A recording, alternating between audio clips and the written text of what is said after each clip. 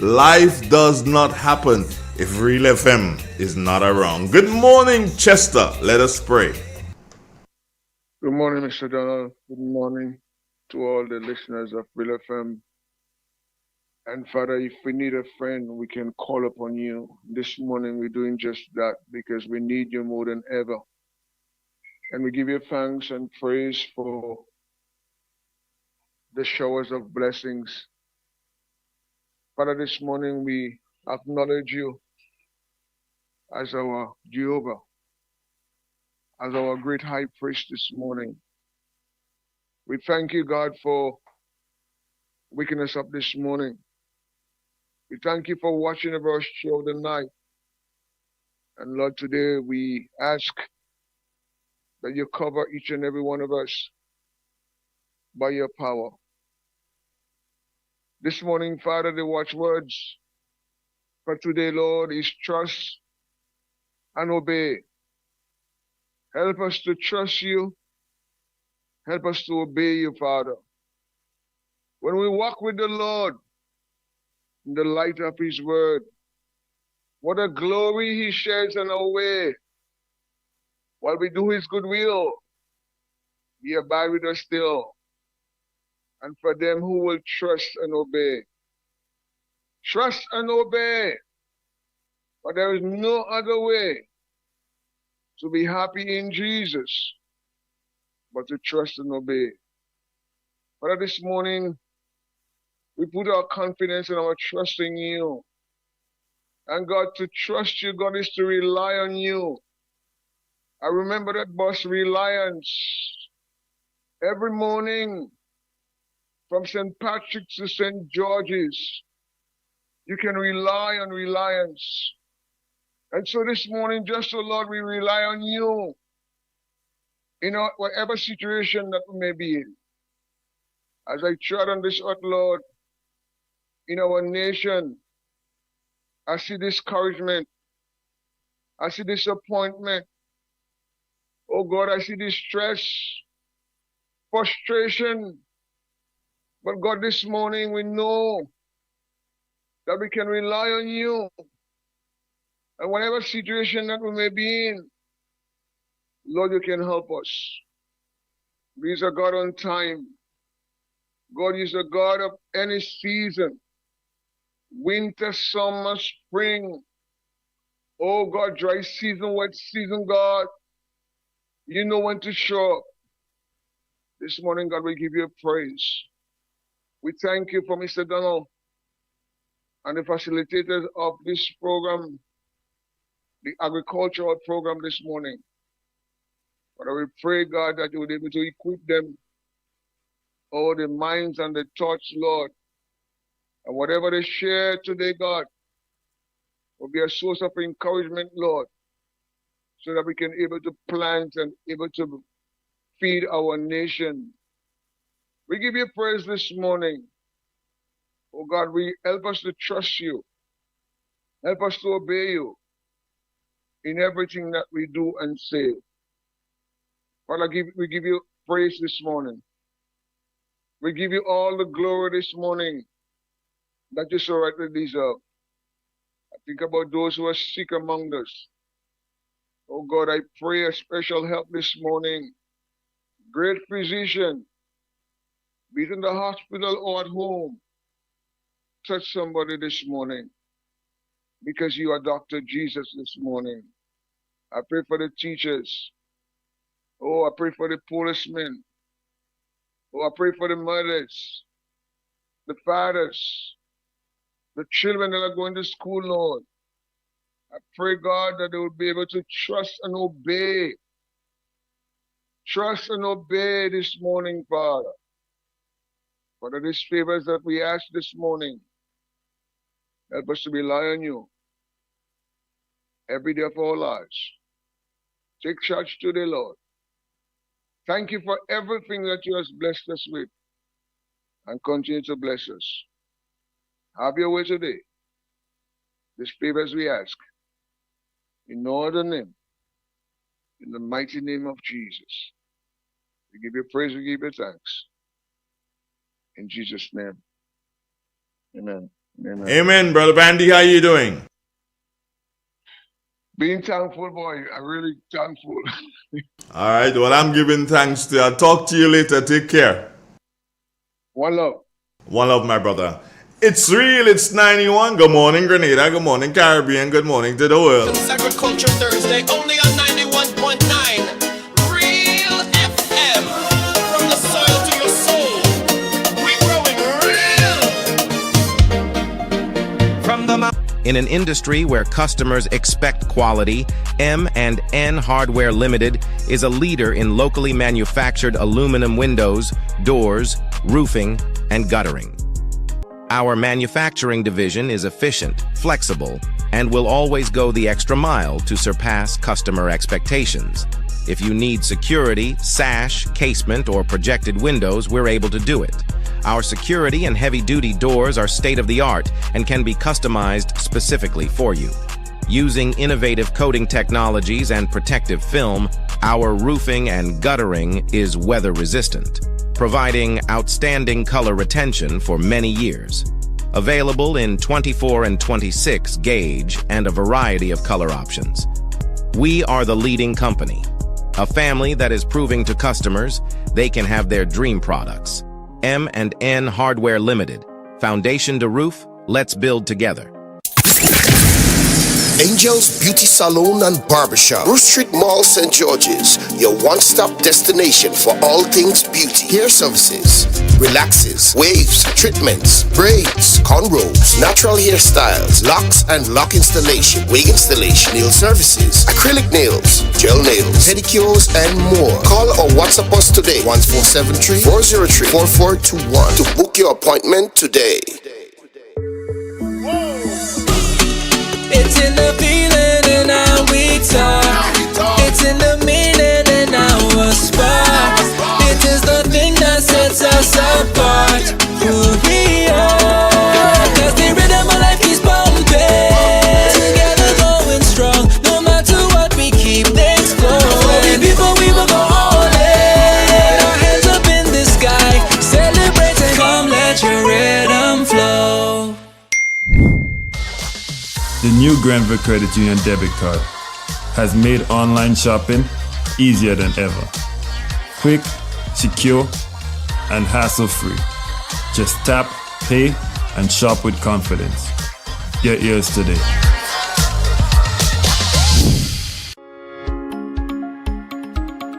School's calling, and Maya's Collections has the answer. Hey parents and students, the countdown is on. Maya's Collections in Sutes is your go-to spot for everything back to school. Uniforms, we've got them. St. Patrick Catholic School shirts, primary and preschool uniforms across St. Patrick, MacDonald College, St. Mark's and Montrose Secondary School uniforms, shirts, socks, vests, and more. Need supplies? We're stocked with notebooks, exercise books, school bags, accessories, and a whole lot more. Plus a wide variety of household items for the home. Got government or Grand Coda vouchers? Bring them in. We accept both. Find us on Main Street Sutes. Opening hours from 9 a.m. to 5 p.m. Mondays to Saturdays. Call us at 449-6197. At Maya's Collection, style, supplies, and savings all in one place. Come for the deals and stay for the vibes. Maya's Collection, we've got you. Introducing Berger Travel-On from Answer Coatings Grenada Limited. Built tough for the Caribbean climate, Berger Travel-On is your one-coat solution for long-lasting protection and a beautiful textured finish. This patent texture design is available in 3 grades: ultra-fine, fine, and coarse, and in a wide range of colors, perfect for exterior and interior walls. Quick drying, low maintenance, and cost-effective. Berger Travel-On keeps your projects on time and within budget. So whether you're building your first home or refreshing your space with that modern look, beautify and protect your investment with Berger Trevellon. Visit the Color Shop Painter Studio at Frequente Industrial Park St. George or our hardware partners nationwide today. Berger, for lasting beauty and protection.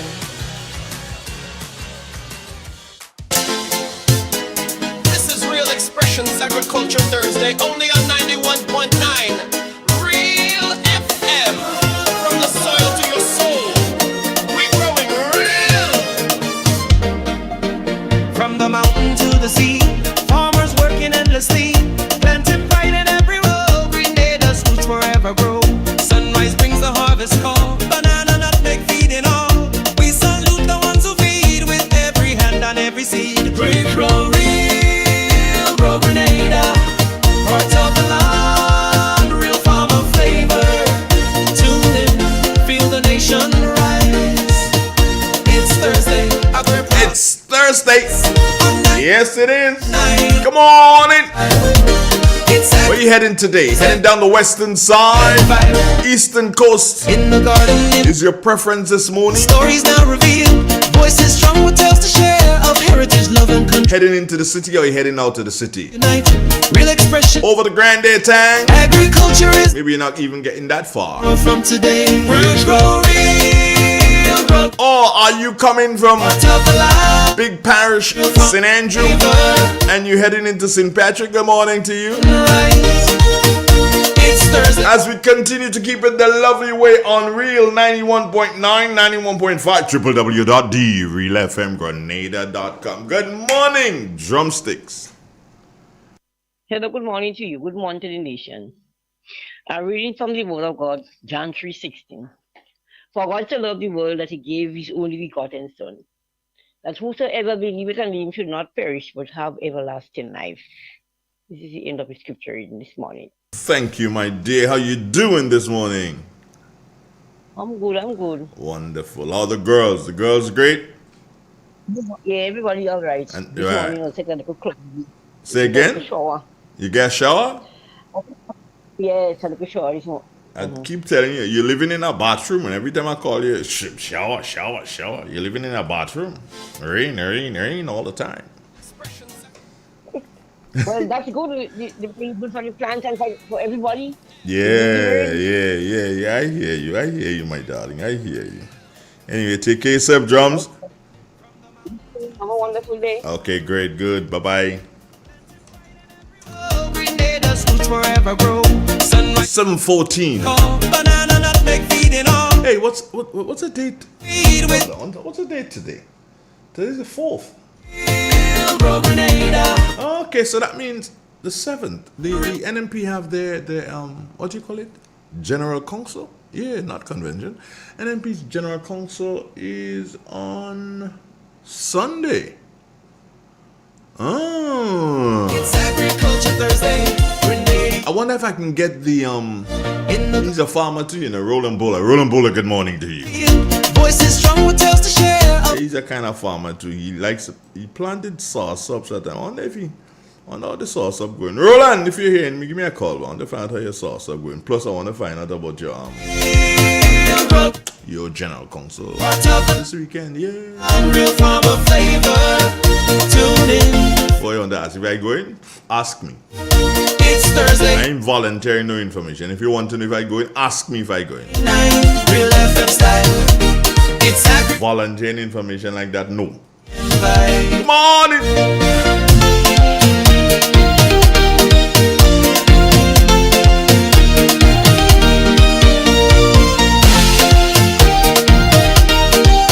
You know, I've never had a call from somebody who's like traveling on the Osprey or something, maybe coming down on the Osprey, and they give a call and say, yo, I'm on the Osprey, just listening to you. I've never had that call, you know.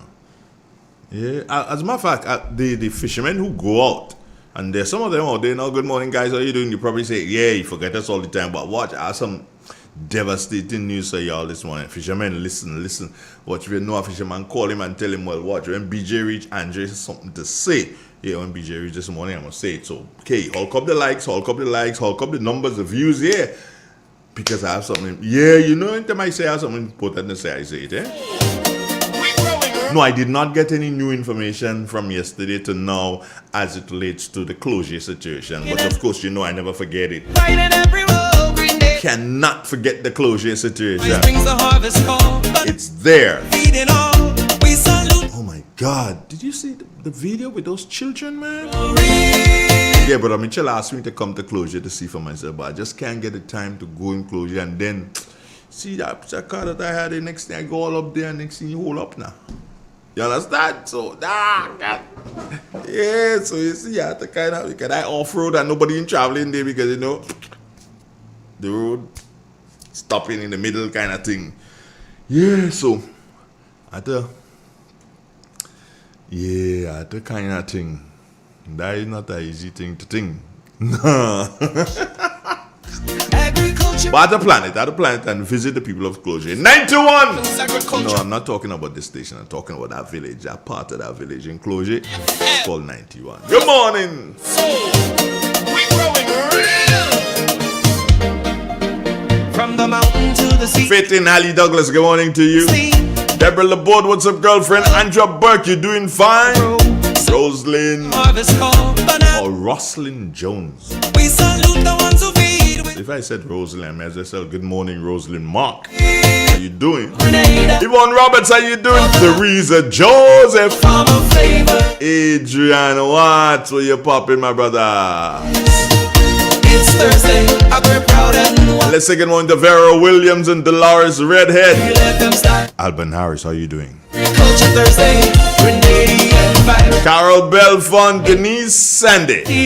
Real stories now revealed. So let me say good morning. Denise, are you related to the Sandy family out there in Happy Hill? Yeah, are you? Claude Abraham. Agriculture is the way to build tomorrow from We've got somebody online. Hello? Good morning, Andrew Donald. Good morning, Nadine. I vex it too, eh? That's good. I love when people vex at me. Making up does be sweet. I vex it too, eh? I'll listening. I will just be listening to you, all you, and you don't big me up. And what happen? You forget to use an NMP 2 hour. No, I'm not an NMP again. I'm not. I ain't turner, just not an NMP again, right now. Not an NMP again. I'm coming up there and you 2 hour behind you. I'm not an NMP. Forget that. Right now, I support in white. You're in white. White. Yeah, that is my color right now, white. And where is BJ this morning? I ain't see that yet, no. So what happened to BJ going up in Snell up there for him? Yeah. Go and deal with him. Not me. I deal with BJ. I'll deal with. So everything good? Yeah, we did. I'm listening to you and you. How's the Hosey? Hosey go to work. Hey, what? Are you telling me? Movements, girl, yes, movements. Go to work. Yeah. Go to work and I locked and listening to you and watch. Don't me turn me station, eh? Don't worry, I go handle it. I gotta go and do the weather so we could talk. To be fair, the jerseys and them ready? Nah, not yet, love. Make sure. Yeah. Make 2 jerseys, eh? You never know. You might get half in it. You don't get one. You don't even get in one. You get half. Later, darling. Take care. Nadine, I love you, girl. Is it Edwards, right? Yeah. Real stories. Angel. Voices strong. Angel, what's up, girl? How you doing? Heritage, love, and country care. Let the young and old. You having a great morning? How the boys? Agriculture. Well, the men. Let me not call them boys. I take offense to that. Steve Kraft. What's up, cuz? Anne-Marie Celestine Grant and Cicely. Miriam, how you doing? It's Thursday, I get proud and stay with us, friends. We got a link for the weather. This is 91.9, 91.5, www. Thursday, only on 91.9. Real FM. From the soil to your soul. We growing real. From the mountain to the sea. Farmers working endlessly, planting pride in every row. Grenada's roots forever grow. Sunrise brings the harvest call. Banana, nutmeg, feeding all. We salute the ones who feed with every hand and every seed. We grow real, grow Grenada. Heart of the land, real farmer flavor. Tune in, feel the nation rise. It's Thursday, we're proud and wise. On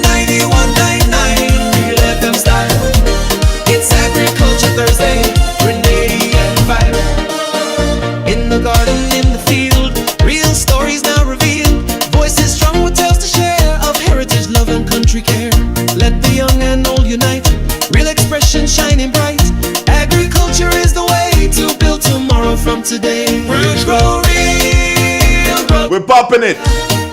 And we're keeping it real this morning. Yeah, real this morning. No, not real, Edwards. Real meaning, It's Thursday. away from the, I am crazy like that. But it's time for us to join the Med Office. The Med Office is located at the Morris Bishop International Airport. It's time for us to join them for the latest on the weather. And this morning we have I can call him my nephew. I believe I could call him nephew. So I'll say, nephew Bido, good morning. How you doing? I'm okay, and you? I'm good, bro. Everything cool? Well, I'm for the time. Mom and dad good? They're great. Right, wonderful. Tell us what the weather going to be like. Okay, so here is the weather for today, Thursday, 4th September 2025. The present weather is cloudy. Winds are from the southeast at 17 miles per hour. The barometric pressure, 1014.3 millibars. That's above normal and rising. The present temperature, 26.9 degrees Celsius. Relative humidity, 86. Yesterday's maximum temperature, 30.9 degrees Celsius. The minimum last night, 26.1 degrees Celsius. Rainfall over the past 24 hours was 3.9 millimeters, which brings the total for the month so far to 36.3 millimeters. Here now for the public forecast valid for today and tonight. The weather is expected to be partly cloudy with scattered showers and possible isolated thunder showers during the day, becoming cloudy with moderate showers overnight. The winds are expected to come from easterly to east-southeasterly at 12 to 22 miles per hour. Seas slight to moderate with waves up to 4 feet in open waters. The tides are expected to be low at 7 minutes past 8 this morning, and it's expected to be high at 2 p.m. this afternoon. Today's max should be around 31.5 degrees Celsius, that's 88.7 degrees Fahrenheit. Sunset this evening should be around 6:15, and sunrise tomorrow 5:56. Just a recap for the weather, it's expected to be partly cloudy with scattered showers and possible isolated thunder showers during the day, becoming cloudy with moderate showers overnight. Reporting from the Morris Bishop International Airport, I am Dion Bido. Thank you, my brother. Take care and say hello to mom and dad, yeah? Sure, no problem. Okay. You take care as well. Okay, thank you. Yeah, young Dion Bido down there. Well, he's from St. Mark. Yeah, proud son. Yes, St. Mark, you got it going. Yes, St. Mark, you got it going. You didn't know.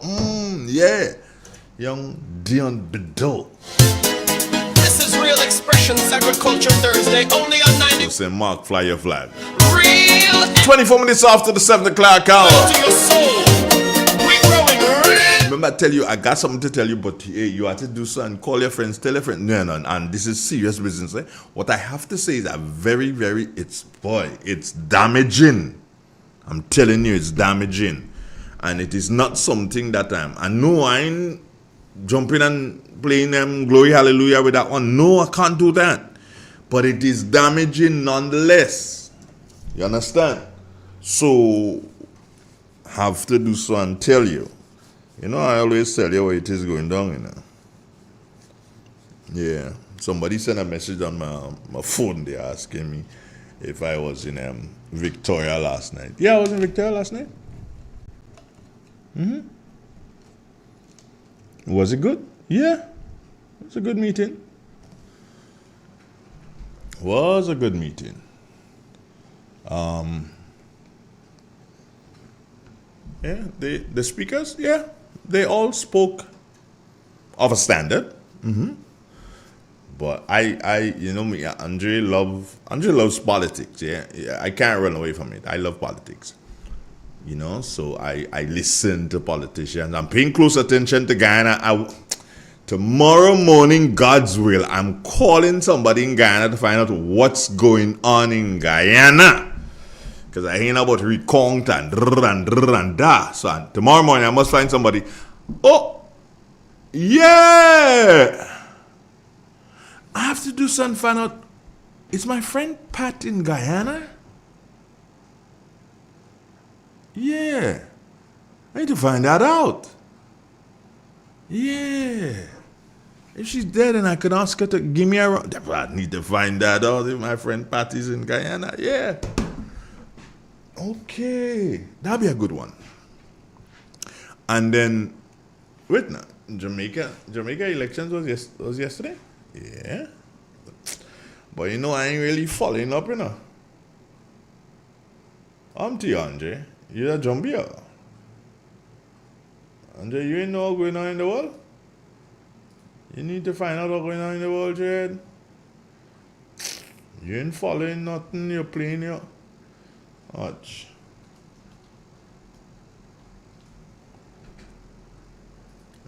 You can't do that, Andre. You have to do something, follow the thing.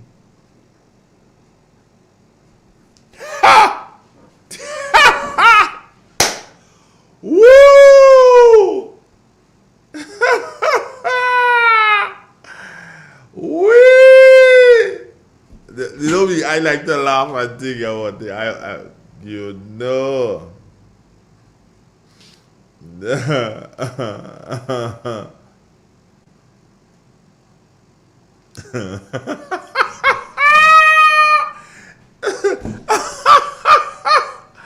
Yeah, no, I wasn't really paying attention. Yeah, but hey, that's a good what?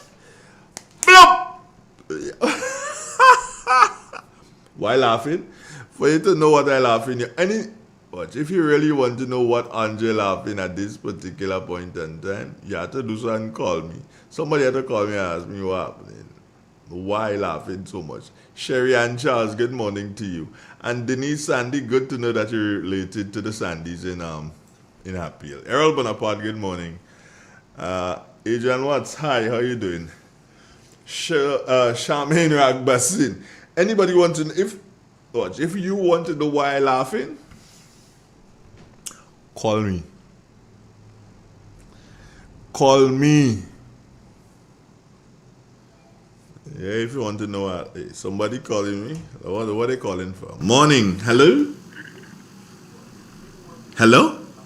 Morning. Morning. This is the voice, man. I'm calling boy. You know this good body what happened, boy?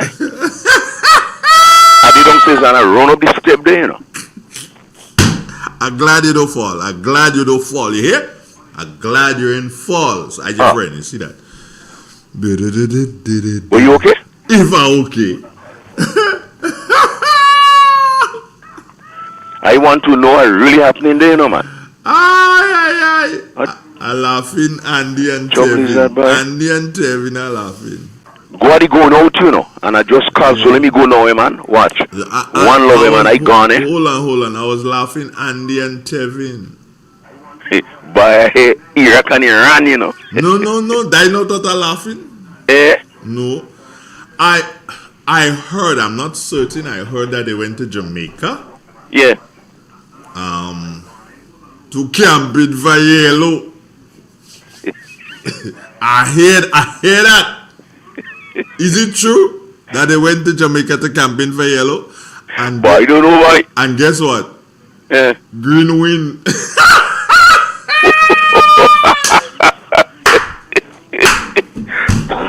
No. Hold on. What you telling me? And you say you're going. Why you don't go? No, I can't go yet again. I can't go. No. Tell me what they did. You said what they did it? They are here. I'm not sure. So I'm asking the question: is it true that Andy and Tevin went to Jamaica to campaign for PNP? That is the Yellow Party. The Yellow. And Green Wind. Oh, yeah. Way. I go in now, boy. We go continue that. They go to campaign for Yellow and Green Win. Well, they don't know how powerful is the green. They have to know how powerful is the green, you know. Oh, Lord of mercy. But that's actually getting crazy, but you have good reason for laughing. But later, I'm rushing, but later. Okay, oh, God. Why?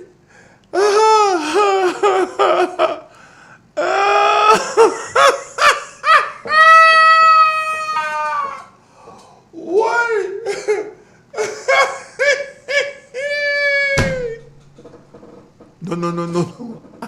not laughing the fact that PNP lost, No, I ain't laughing that. Politics just go up and down. I ain't laughing that. What I'm laughing is who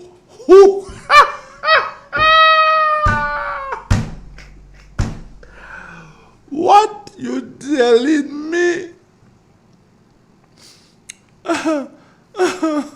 Okay, Dennis, come on again.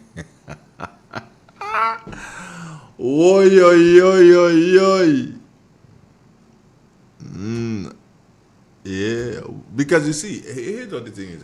I in Trinidad, I am a Kamala supporter, but I would love to meet that lady one day, boy. Somebody had to make that happen, and I don't know how. Somebody had to make that happen.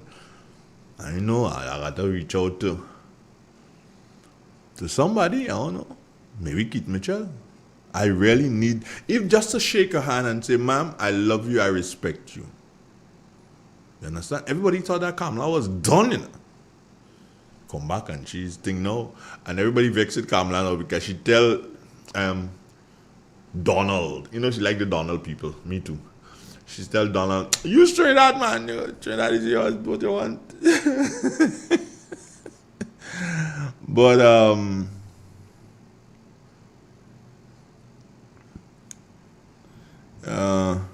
don't know, they could have recounted they want.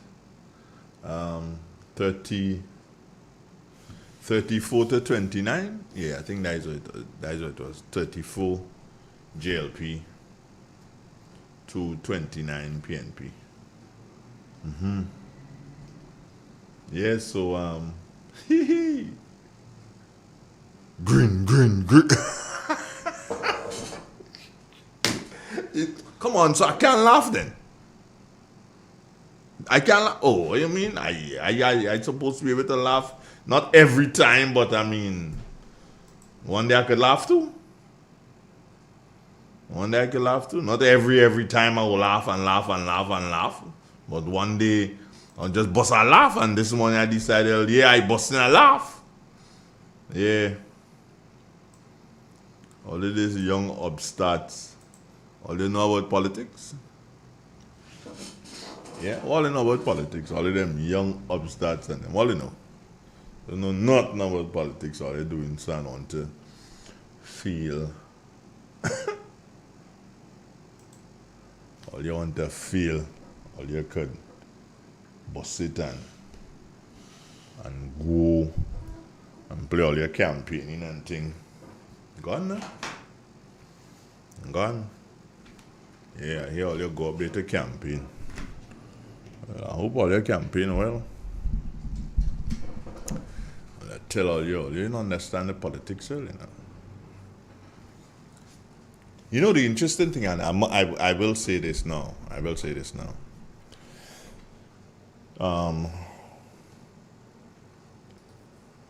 Not too very long ago. Was it what, 2 weeks ago? Yeah, it could have been. I was having a chat with a gentleman.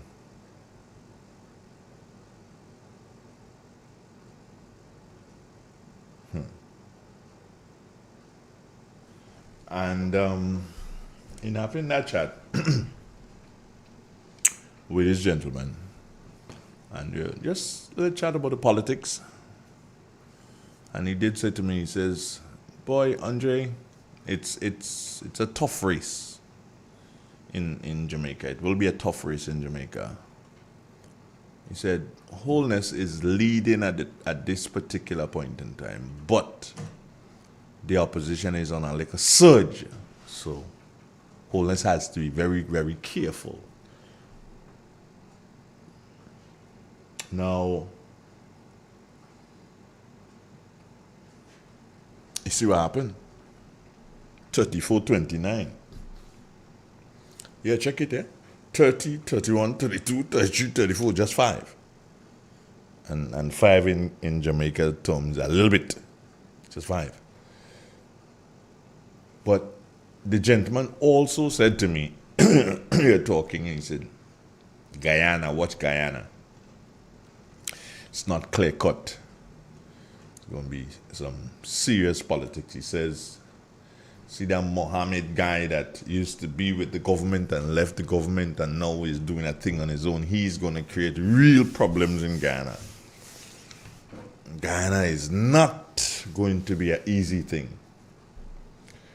And there's still, elections was held when? On the 1st in Guyana? Yeah, 1st. That was Monday. Today's Wednesday. Today's Thursday. And it's only about 8 hours ago the Guyanese president claimed the victory. Don't know yet, but they're still not sure. The ruling party, there's the PPP. Yeah, the PPP. They have what is considered to be a handsome lead, a hearty lead in the race. Yeah.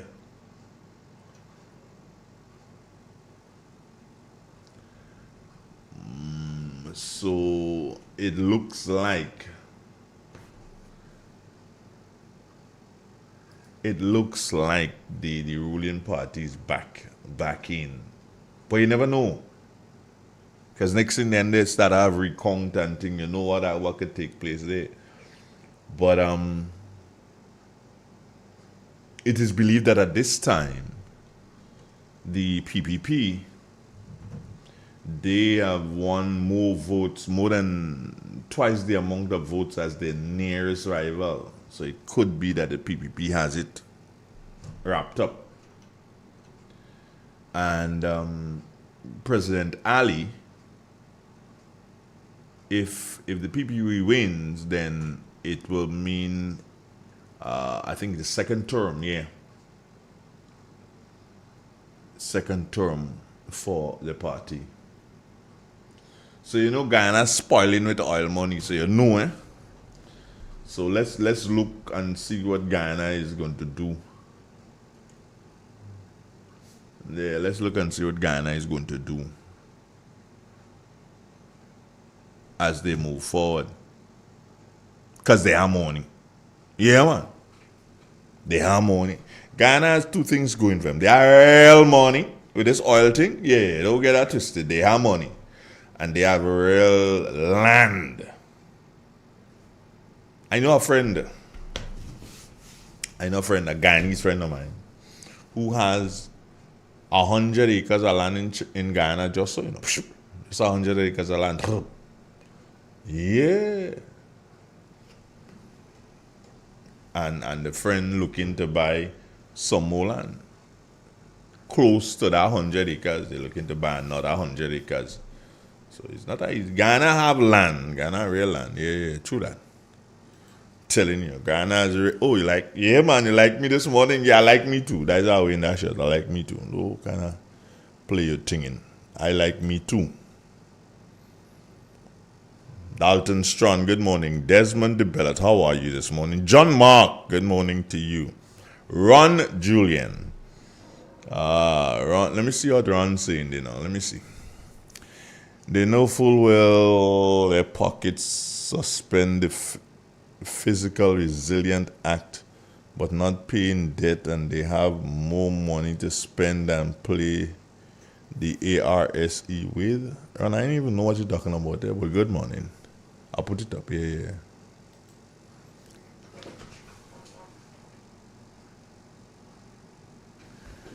So I hope that oh, Chunky, check and tell me now. Yeah, I just saw your message, so check and tell me, Chunky. Yeah, you need to let me know what's going down there. If that's good for you, then we good. We work. We cooking with gas. So let's see what happens if President Ali will return to the presidency in Guyana. Andrew and yeah. Call him Green Goblin. Yeah, call him that now. Call him Green Monster. Call him that now. Anything you call him. Or he's the Prime Minister of Jamaica. we take a little poke at NDC, all you lose all you go on now. All you just do so. And when Kamala win in Trinidad, all you want, oh, yellow paw, yeah. What do you know? All you didn't know. But don't mind me, 7:42, time for me to stop the politics and talk the agriculture. I ain't feel so. Yeah. Time for me to stop the politics and talk the agriculture. So I really want to somebody need to tell me or give me some contacts for Minister Chotai. Yeah. Well, folks could call him the other name. I could call him Chotai. I am not disrespecting. No, Mr. Chotai. He like to Chotai behind the back. Chotai. I would love to have a little contact for him so I can talk some agriculture. So he can put me in my place. Yeah, you can put me in a place and say, that's stupid. Say they're saying on real FM. They feel like good thing you're saying. You know not know what you're saying. They shut up. That's stupid. They're calling me Chotai. Don't call me no Chotai. Yeah, you could do so and tell me that. You feel? Yeah, I want to talk to you, man. This is Real Expressions Agriculture Thursday, only on 90. Why shouldn't I want to talk to him? He is the Minister for Agriculture. And being the Minister for Agriculture, and we have an agricultural program every Thursday, I think we have a right to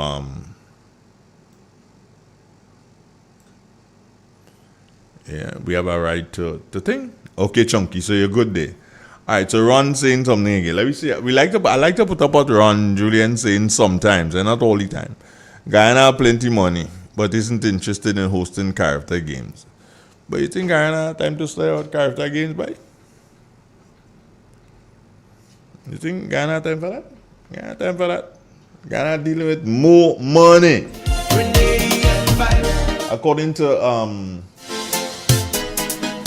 that gentleman Thursday, only on who used to be in charge running the gas station on Melville Street. What your name, boy? Forget your name now. But he had a famous tagline. I hope he didn't copyright it, so I guess slash for it. But his tagline was, "We need the money." Yeah. He doesn't run the gas station anymore, I don't think, but he has his House of Lords on the other side of the road. I haven't seen him. I haven't passed there recently, so I don't know if he's still around. So somebody knows him. We need the money. That's all Guyana saying there. We need the money. Anybody character game, so take the money? No. We need the money, so they're not interested in character game. They're annoying and them send the money away. In the garden, in the field, real stories now revealed. Is there anything you know about agriculture that you can tell me? I'd love to know. Oh, good morning, my friends in Closure. I know I'm mud killing, but don't worry, man. Put on the first shoes, and then when you reach down in the bottom, you put on the second shoes. And then when you're coming back up, you go take out the second shoes and put back the first shoes. You understand? Don't worry, man. Things go get better. Yeah, things go happen. Closure, you know why you're suffering that problem? I could tell you, you know. Closure, they say all you don't vote in NDC up there. That's what they say. Who say that? I can't tell you. Who tell me that? But I'm telling you, Closure, that's what they're saying about you. Ah, Chunky McIntyre, you're the bum. Uncle Griffith. Hey, I haven't seen him for ages. Is he still around? Does anybody know Uncle Griffith? We need the money. Yeah. Yeah, Chunky, you got it going on, my brother.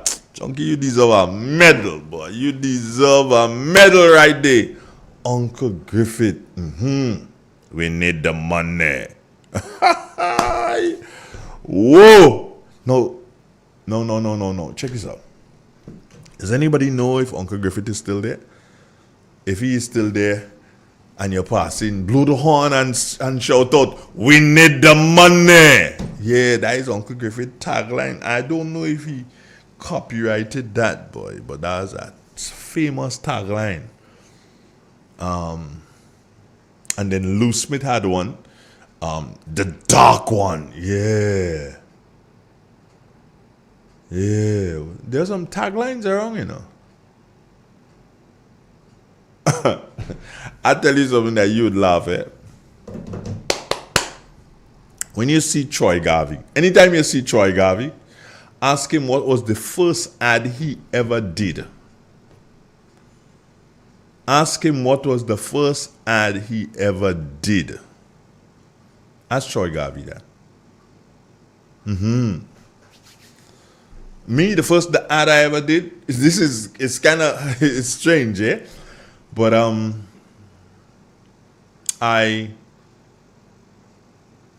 the first ad I ever did in GBN, was it GBN at that time? I think it was already, yeah. The first ad I ever did was an ad for the arena, interestingly. And Prescott didn't pay me. He told me take practice. I didn't vex, and I still didn't vex, but I mean, give me a little something. He told me take practice on it, yeah? So that was the first ad I ever did. It was an ad for the arena, a party in the arena. Troy Garvey, find out the first ad that Troy Garvey did. Go and ask him. If by tomorrow I ain't get the answer, I will tell you all. Dalton Strong is saying that Uncle Griffith is alive and going strong. Yeah, so too is Desmond the Bellot. Okay. So House of Lords going good. I must pass by House of Lords and check out Uncle Griffith. We need the money. Come on, when you're passing there, Fluffy, Stanley, all you guys passing there. Come on, go Uncle Griffith now. And say, we need the money. Fluffy, I ain't here for me for a couple of days. What's going on with you? How's the wife? Trust everything is okay with you guys. Yeah. So,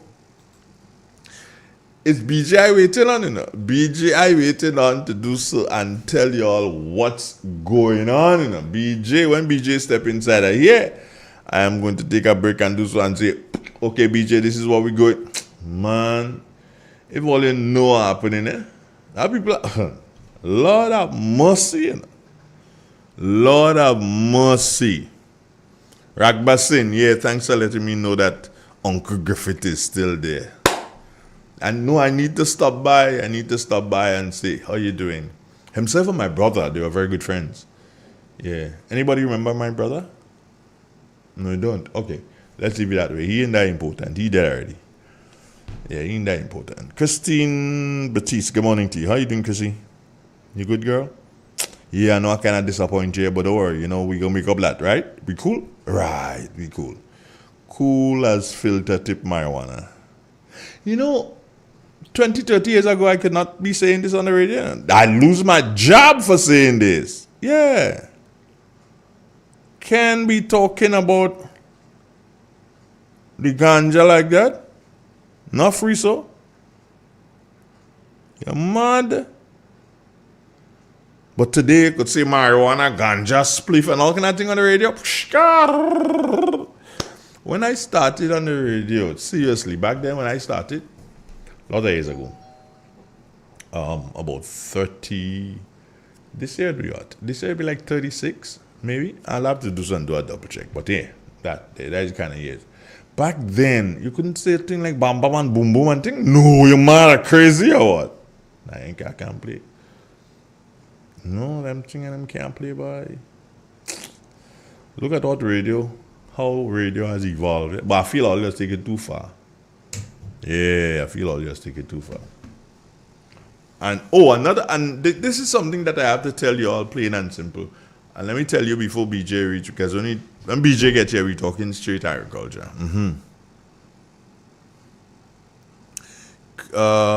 Anne-Marie Grant, Mr. Donald, you know what I mean by what? By what? Did you say something before? What did you say before? I didn't pick up what you said before, and it's kind of difficult for me to find it. Yeah. Leroy Alexander, good morning to you.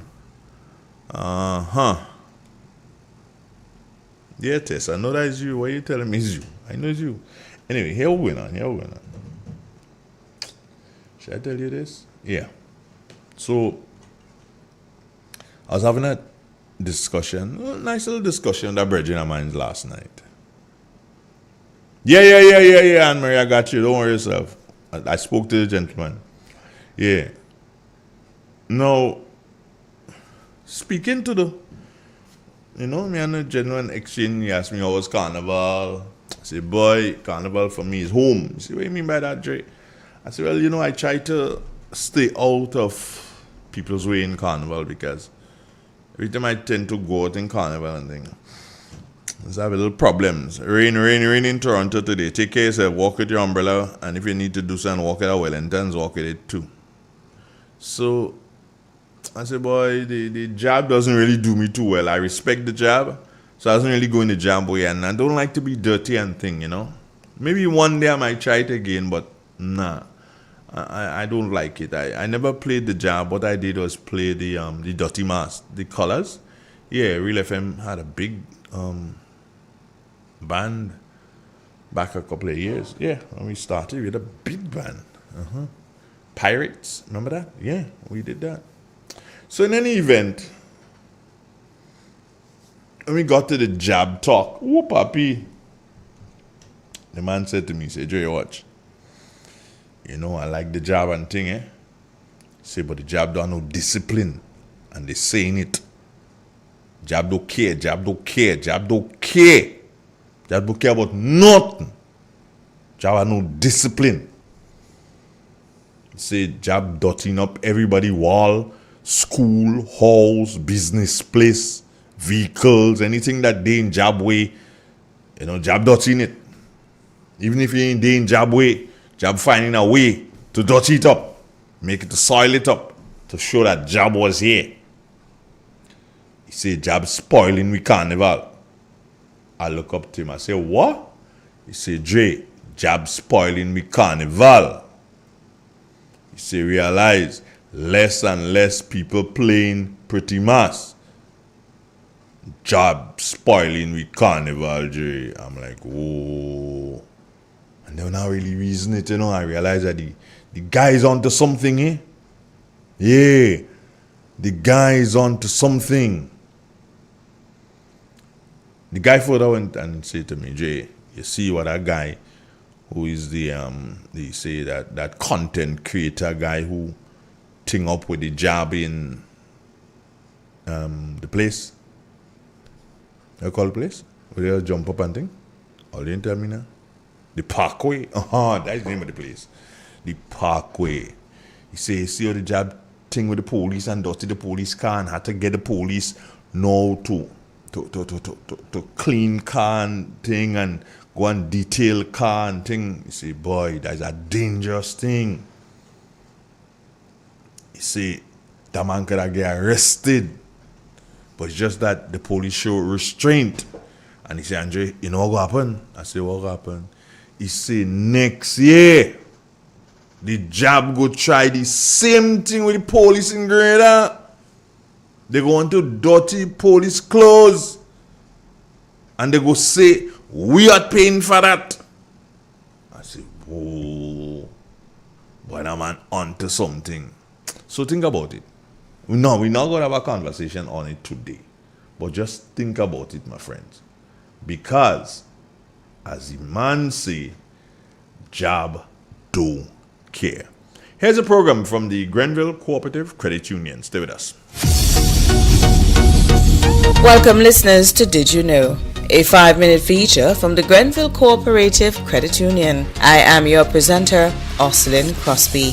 On this week's program, we share excerpts of the feature address at the Roy Richardson Scholarship Awards ceremony. Mr. Kenneth Fortune is an esteemed lawyer who started off in the legal profession as a police officer. Receiving a scholarship is not just about financial support.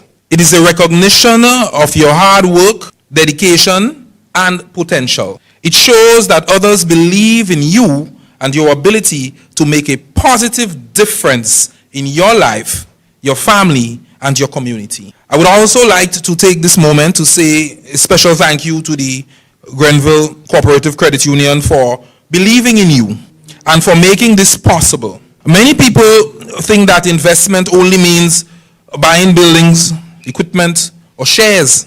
But I want to remind you that one of the greatest investments anyone can make is in people. By offering this opportunity, the Grenville Cooperative Credit Union has shown that true investment is about helping others to grow. giving young people a chance to succeed, a chance that might not have happened without their support. On behalf of all of us here today, I say thank you to the Grenville Cooperative Credit Union for planting seeds of hope and success in the next generation. It's a good place to clap. Give them a round of applause. Fortune challenged recipients to be conductors of the messages shared through the speeches at the ceremony. My hope is that when you leave here today, you will not simply remember the speeches or the ceremony, but that you will put into practice the values and lessons that were shared with you. I would share just a few. 1, have a dream. I believe it was Harriet Tubman who said, every dream begins with a dreamer. And I was happy this morning because I met 95% of you all, and I asked you, what do you want to be? And I was happy that every one of you wanted to be something, had a dream. One person wanted to be a police officer, another person wanted to be a cricketer, my friend here wanted to be in IT, the athlete and the doctor, the dentist. Have a dream. It was the poet William Butler Yeats, one of my favorite quotes in a poem that I've repeated many times, especially during difficult moments. He said, but I, being poor, have only my dreams. I have spread my dreams under your feet. Tread softly because you tread on my dreams. There is no lasting success for a person who wanders through life aimlessly. Fortune, using his own story as an example, encouraged parents to believe in their children. Pursue your dreams. The world is full of people who had dreams but never pursued them. They'll give you all kind of reasons why they quit. Some will say, well, they were too poor. Others would blame their coaches. Some would say the teachers didn't like them. Or some would just say, I just don't have any luck. But here is the truth. It is not enough to simply have a dream. You must make a conscious decision to chase it, and to chase it at all costs. It might take time. It might feel impossible, but you must never give up. We are due now for a break. More when we return. The new Grenville Credit Union debit card has made online shopping easier than ever. Quick, secure, and hassle-free. Just tap, pay, and shop with confidence. Get yours today. Welcome back. If you're just joining us on this week's program, we share excerpts of the featured speaker at the Roy Richardson Scholarship Program ceremony, Mr. Kenneth Fortune. Mr. Fortune challenged recipients to stay committed to their dreams. Have a plan for your dream. Pursue it step by step. Even if the journey doesn't look like what you imagine at first, every moment can be an opportunity if you know how to use it. 4, be committed, not just motivated. I promise you this. I really believe this. Success lives on a mountain, and the road to get there is not motorable. You must climb it step by step. There is no highway to success. Don't let TikTok and these things trick you.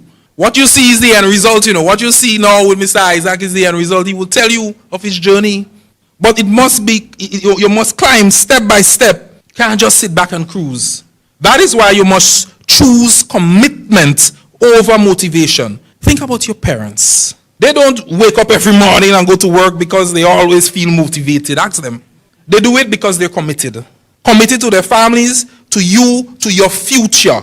And that's it for this week. Until next week, I am your presenter, Jocelyn Crosby. Grenville Credit Union, your financial institution who values our membership and strives to provide exceptional customer service.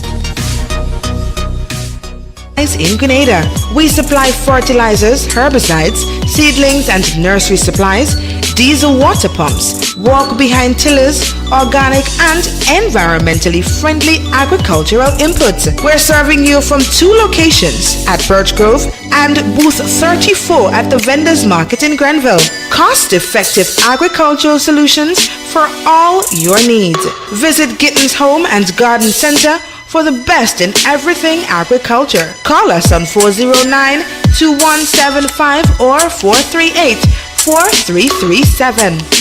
Gittins Home and Garden Center, from your farm to your backyard.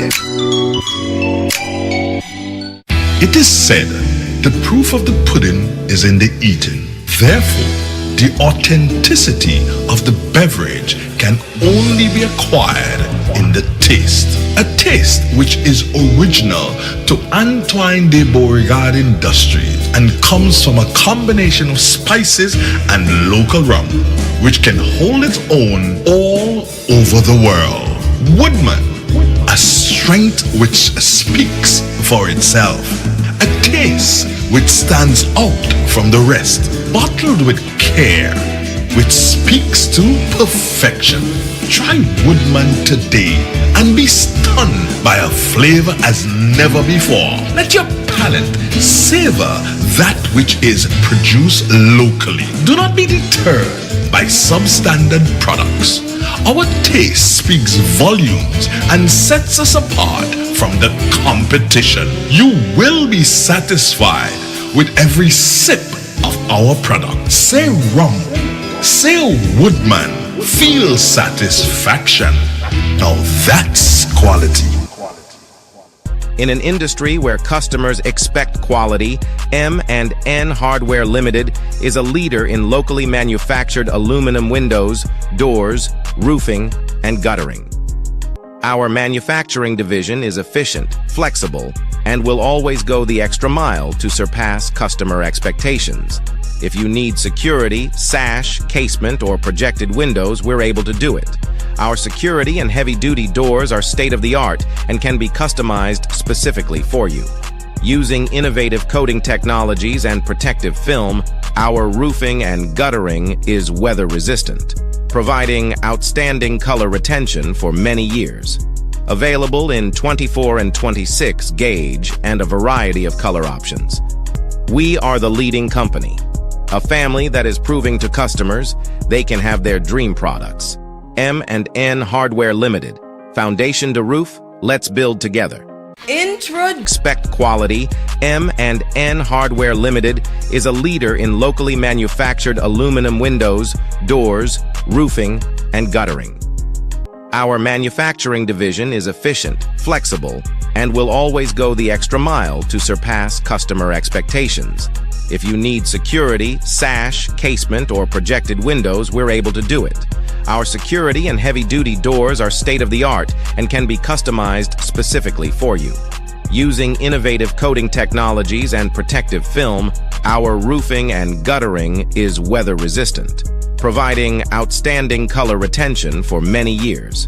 Available in 24 and 26 gauge and a variety of color options. We are the leading company, a family that is proving to customers they can have their dream products. M&N Hardware Limited. Foundation to roof, let's build together.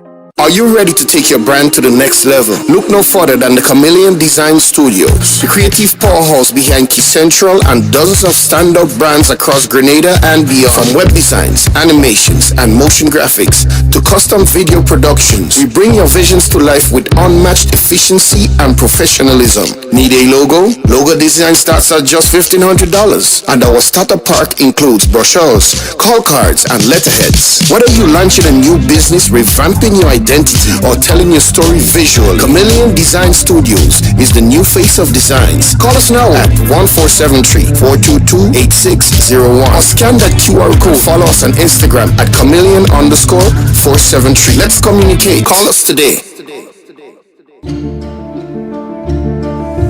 Hey Grenada, are you ready to take charge of your future? The Grenville Cooperative Credit Union is here to help you make it happen. Whether you're starting a savings journey, planning for education, or chasing your big dreams, we've got the tools and support you need. With savings, loans, mortgages, and expert financial advice, your goals are within reach. And for the youth of our nation, we believe in you. Let us help you build the foundation for a brighter tomorrow. Visit us at Jubilee Street, Grenville, Lucas Street, St. George, or our brand new modern spaces at Seton Brong Street, Grenville. This is Real Expressions Agriculture Thursday, only on 91.9 Real FM. From the soil to your soul, we growing real.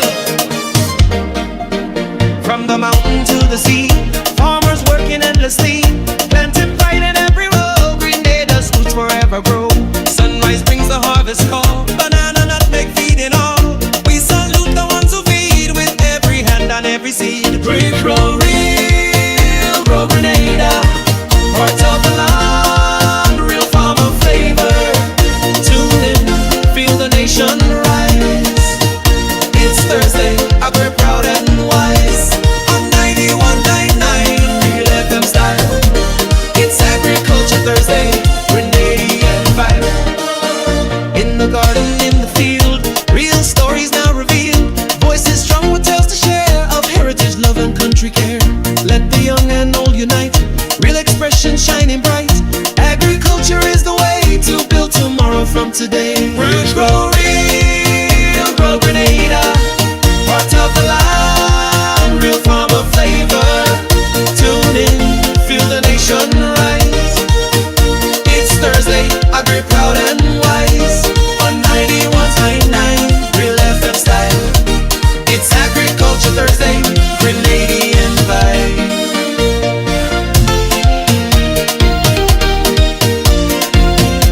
Agriculture Thursday. All right, so friends, it's 9 minutes after 8 o'clock. Yeah. And I continue to drink my herbs in the morning. Do I still have coffee? Yeah, I do. But I try my best to drink a cup or two of herbal concoctions. And then I have the coffee afterwards. Okay? So don't mind. We good. We tight. You're all tight. Okay, so Toronto having rain.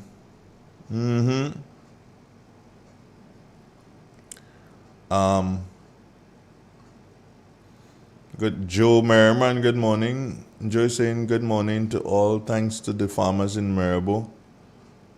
Thanks to me.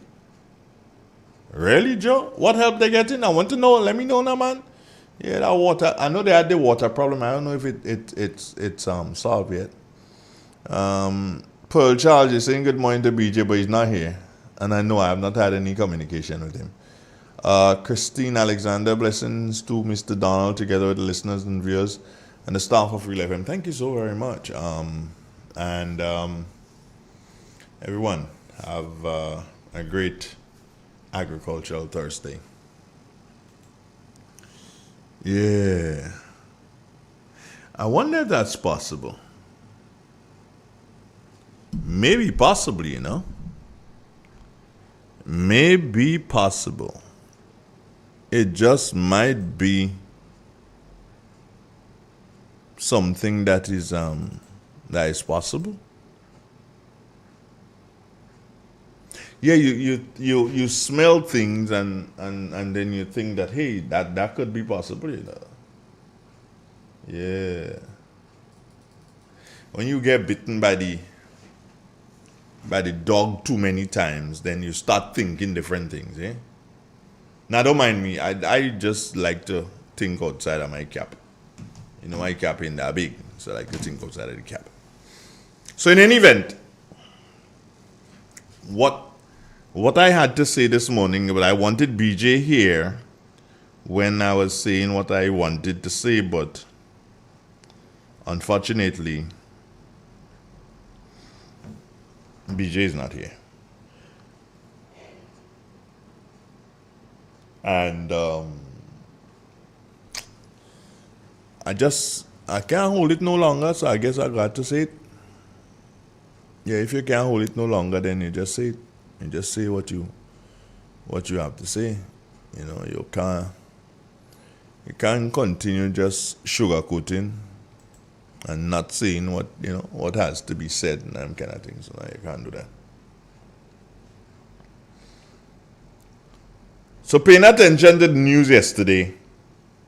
As a matter of fact, as early as 4 minutes after 9 yesterday, somebody sent this to me. But I decided to hold on to it a bit, and because I know that I spoke to y'all, farmers and fishermen. I spoke to y'all about this before, about 2 weeks ago.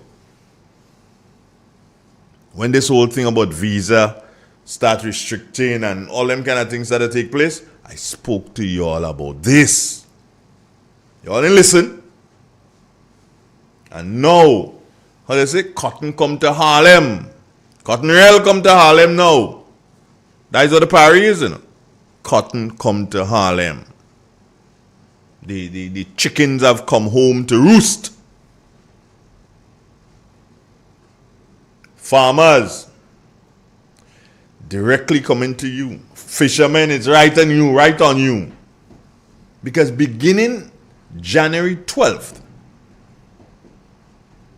beginning in January 12th, 12 nations will be fully barred from importing seafood or exporting seafood to the United States beginning in January. Farmers, fishermen, this one is directly for you. Farmers, yours next. Come in. Don't say I didn't tell you.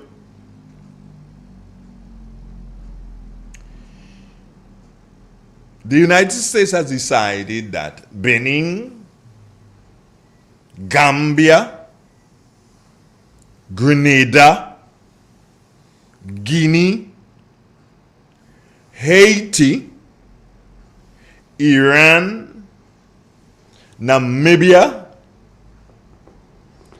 New Caledonia, Russia, St. Lucia, Togo, and Venezuela. Yeah. These 12 nations will be barred come January from exporting fish to the United States.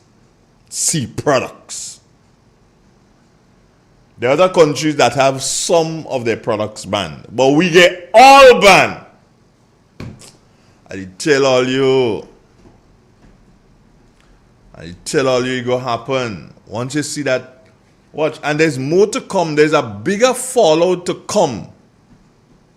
There is a bigger fallout to come as it relates to this visa restriction for at least 2 of our ministers. It started 2 ministers. That's why it started with. And the 2 of them that open their mouth and say, well, take it, take it. Be like Chotai. Take it. I don't really want it. Take it. Blab, they take it. That's what the power is, you know. As soon as you say you don't really want it, they could take it if they want you supporting Cuba. Bap, they take it from you. I said to y'all, more to come. Next thing, bap, can mail small packages to the United States. Yeah? That happened. I say to y'all, more coming. See now? Fish.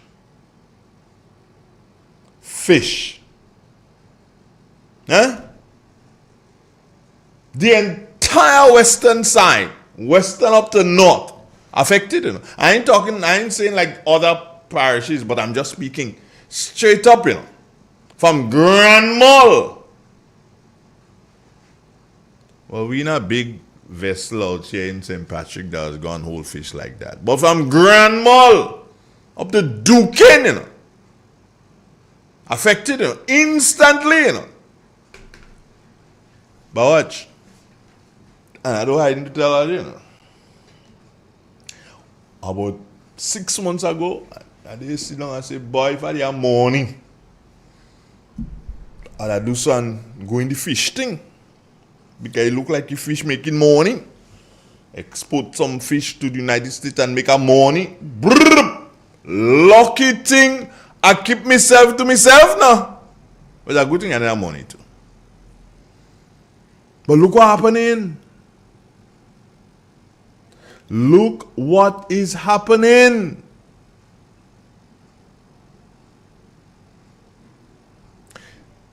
Watch. Government, we realize what we did now. We fish thing ban. No, don't stop them. Don't stop our fishermen. Let them continue. Government, it is not entirely supposed to get a oil factory from India. Well, turn it into something else because we ain't get it yet. So take the $1 million or the $2 million and let us do so and start working on doing salt fish. Yeah.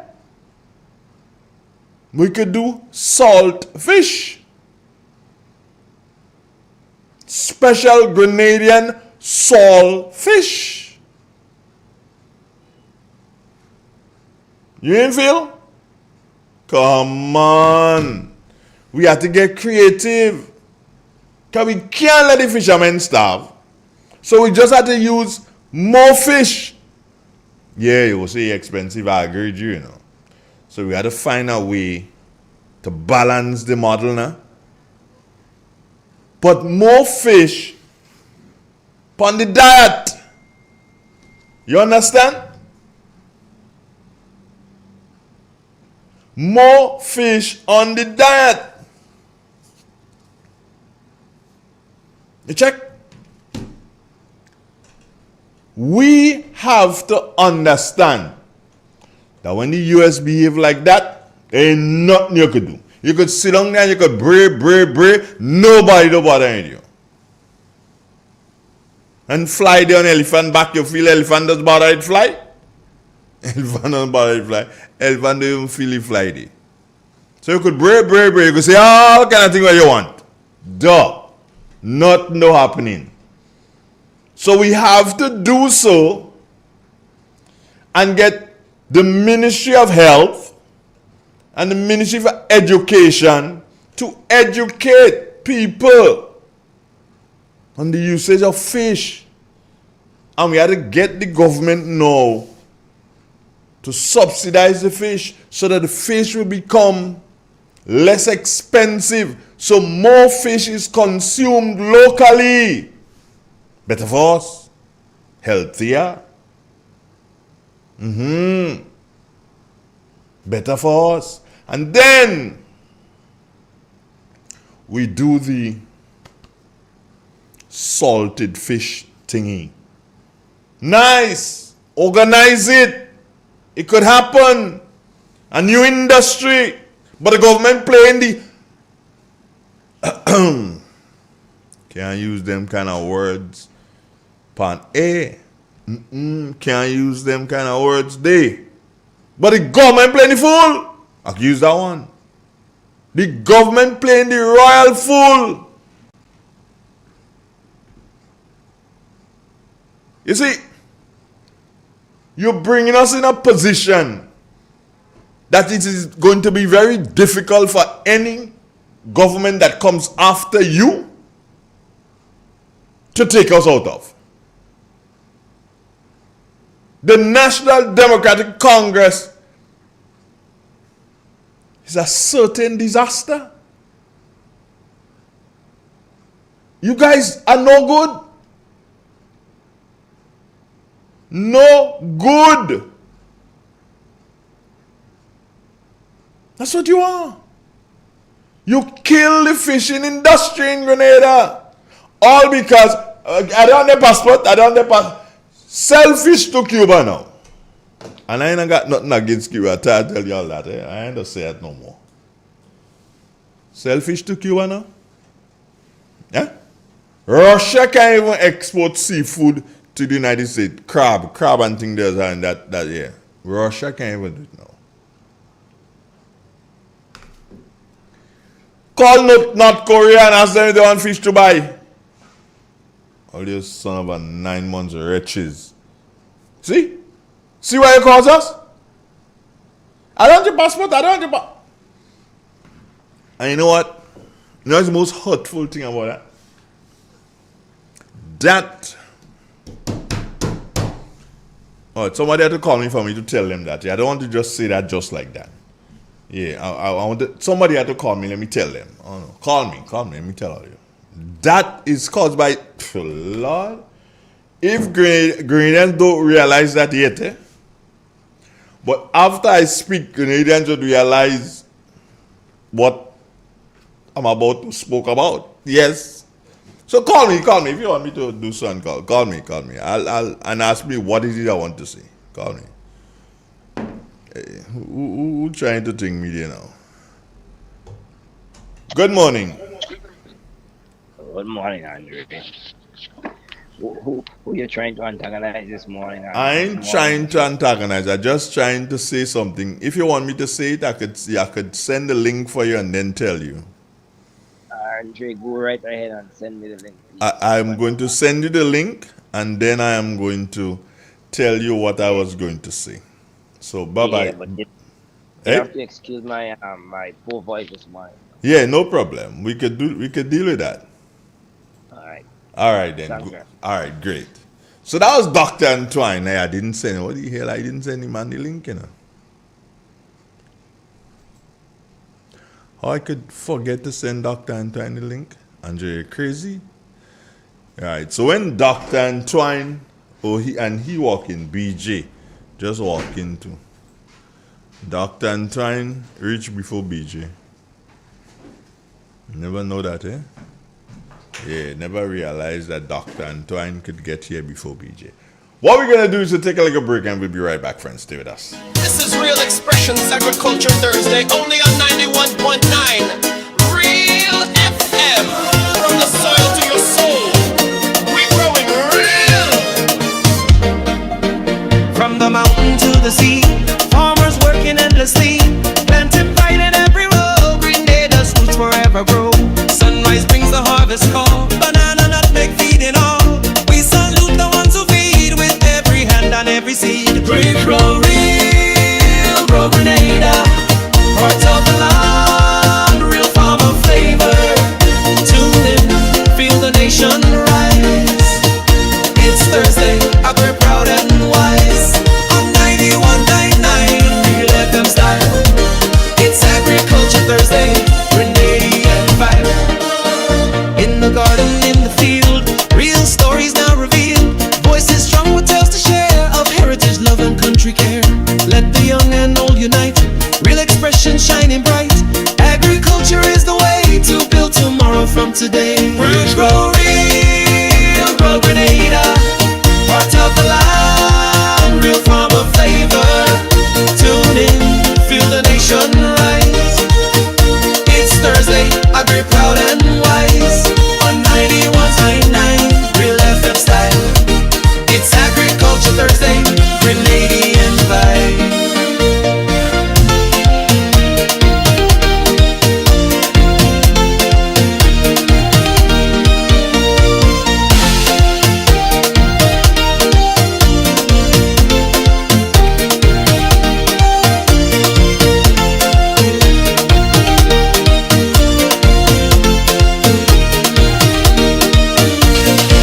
Soil to soul, we strong like lava. On the air our stories thrive. Agriculture keeps us alive. Real FM, where the roots go deep. Agriculture Thursday, we sow and reap. This is Real Expressions Agriculture Thursday, only on 91.9 Real FM. From the soil to your soul, we're growing real. From the mountain to the sea, farmers working endlessly, planting, fighting every row, green Grenada's roots forever grow. Sunrise brings the harvest call, banana, nutmeg, feeding all. We salute the ones who feed with every hand and every seed. We grow real, grow Grenada, hearts of the land, real farmer flavor. Tune in, feel the nation rise. It's Thursday, we're proud and wise. On 91.9 Real FM style. It's Agriculture Thursday, Grenadian vibe. In the garden, in the field, real stories now revealed. Voices strong with tales to share of heritage, love and country care. Let the young and old unite, real expression shining bright. Agriculture is the way to build tomorrow from today. We grow real. Agriculture is the way to build tomorrow through today.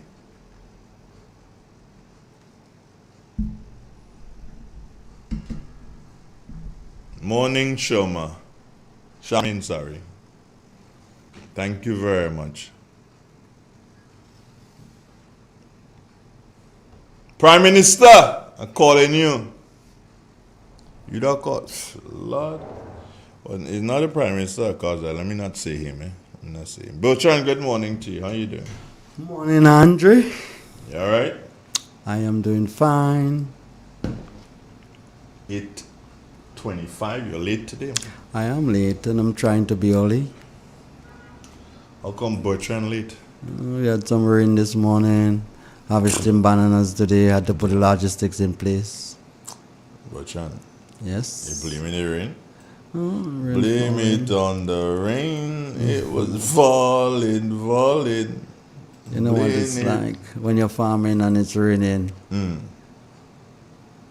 How come I didn't see Dr. Antoine here? I'll send him the link again. You feel? Send it to him a second time. Okay. Alright. So BJ, how was your week?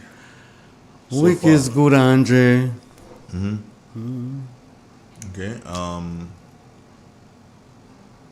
You been planting up bananas. BJ, why is it every time I talk to you, it's only you're a banana farmer now? Just bananas alone you doing? Well, tell you what. Since you're on that topic, we probably can speak a little bit about specialization this morning. One of the problems that we have in Grenada, not just regard to farming, you have a lot of jack of all trade, but you really can't find somebody who specializes in something. And in a lot of cases, if you specialize in a particular area, you get greater production. Okay. If you put specialists in the right place, you don't have to bother, because they specialize. These apprentices that has come and give a whole heap of trouble, So that's why we're facing trouble now? Why did I say that? But you that say specialization. Yes, Andre. As soon as you say that, I say what the hook. And in order to specialize, generally you need experience.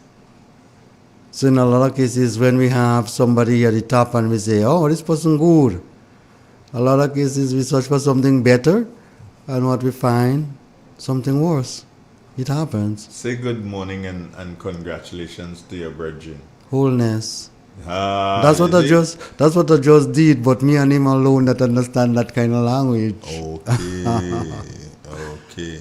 And Divine Bella just came on, She anytime you on, she on. That's nice. Yeah, she loves BJ.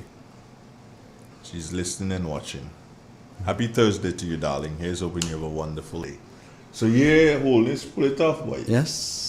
They never did 3 in a row, That's good. First time. Yes. Why not? First time, 3 in a row. 3 elections in a row. Yeah. So you're back in Wholeness, you sure? If I'm sure. Are you sure you're back in Wholeness? You weren't back Just in? saying, Andre. Is it the other one? Gooden? What's the other one name? What's his name? Mark. Yeah, Mark something. Mark A. Gooden. Yeah. Morning, 91. Good morning. Hello. Yeah, good morning. Yeah, speak up now, man. I'm speaking up, man. I'm speaking up. Let me say congratulations first of all to the Jamaican Prime Minister. He don't really care about Clifford. He don't really know Clifford and care about him like that. So you don't must say it. Yeah, he cared. He visited us and he spoke on behalf of the NMP. So he cared. Right? Go on, I'm listening to you. Right. To BJ, good morning. Morning. And to the rest of Grenada and Mr. Andre, the topic that you was on there with agriculture and with preparing more for fish and whatnot because the market could fail us at any time. I think it's a step in the right direction, total right direction to start making preparation in the fish industry, but not only the fish industry, the whole agriculture industry because cocoa is needed. Cocoa is needed. Chocolate, the chocolate factory is doing well. Nutmeg have their ups and downs, but they are needed. Grenada can sell their nutmeg. Sour soap is needed. We still have a market, an open market for it. So a lot of things can be done if we properly put together. For instance, the amount of wastelands or idle lands, the government can quantify now and come up with ideas what are the main crops to plant. You hear Mr. BJ just say that he's planting bananas, and last week, a week before, he told us he's planting over 3,000. That is about over 2 acres of banana, 3 acres of banana, because an acre should be about 700-800 stools of banana. So the possibility is still there for Grenada. All we need is a boat, a plane to carry it across, and to set up a good bargaining agency and have the matter going. And Grenada can see itself somewhat self-sufficient. We have a lot of government lands and we have a lot of private lands. For that matter, there are people that want to sell their private lands. And some of them are asking very observant, very serious prices, a heavy price for their lands. But government have a way that they could institute there. Because if you want to sell, it means that you will be having two main things: the price that you want and a price that you're speculating with. So government could use their authorities now, and some of the persons that have been holding the passport can realize where we're going and help to realize. So all the amount of abandoned land can come under use.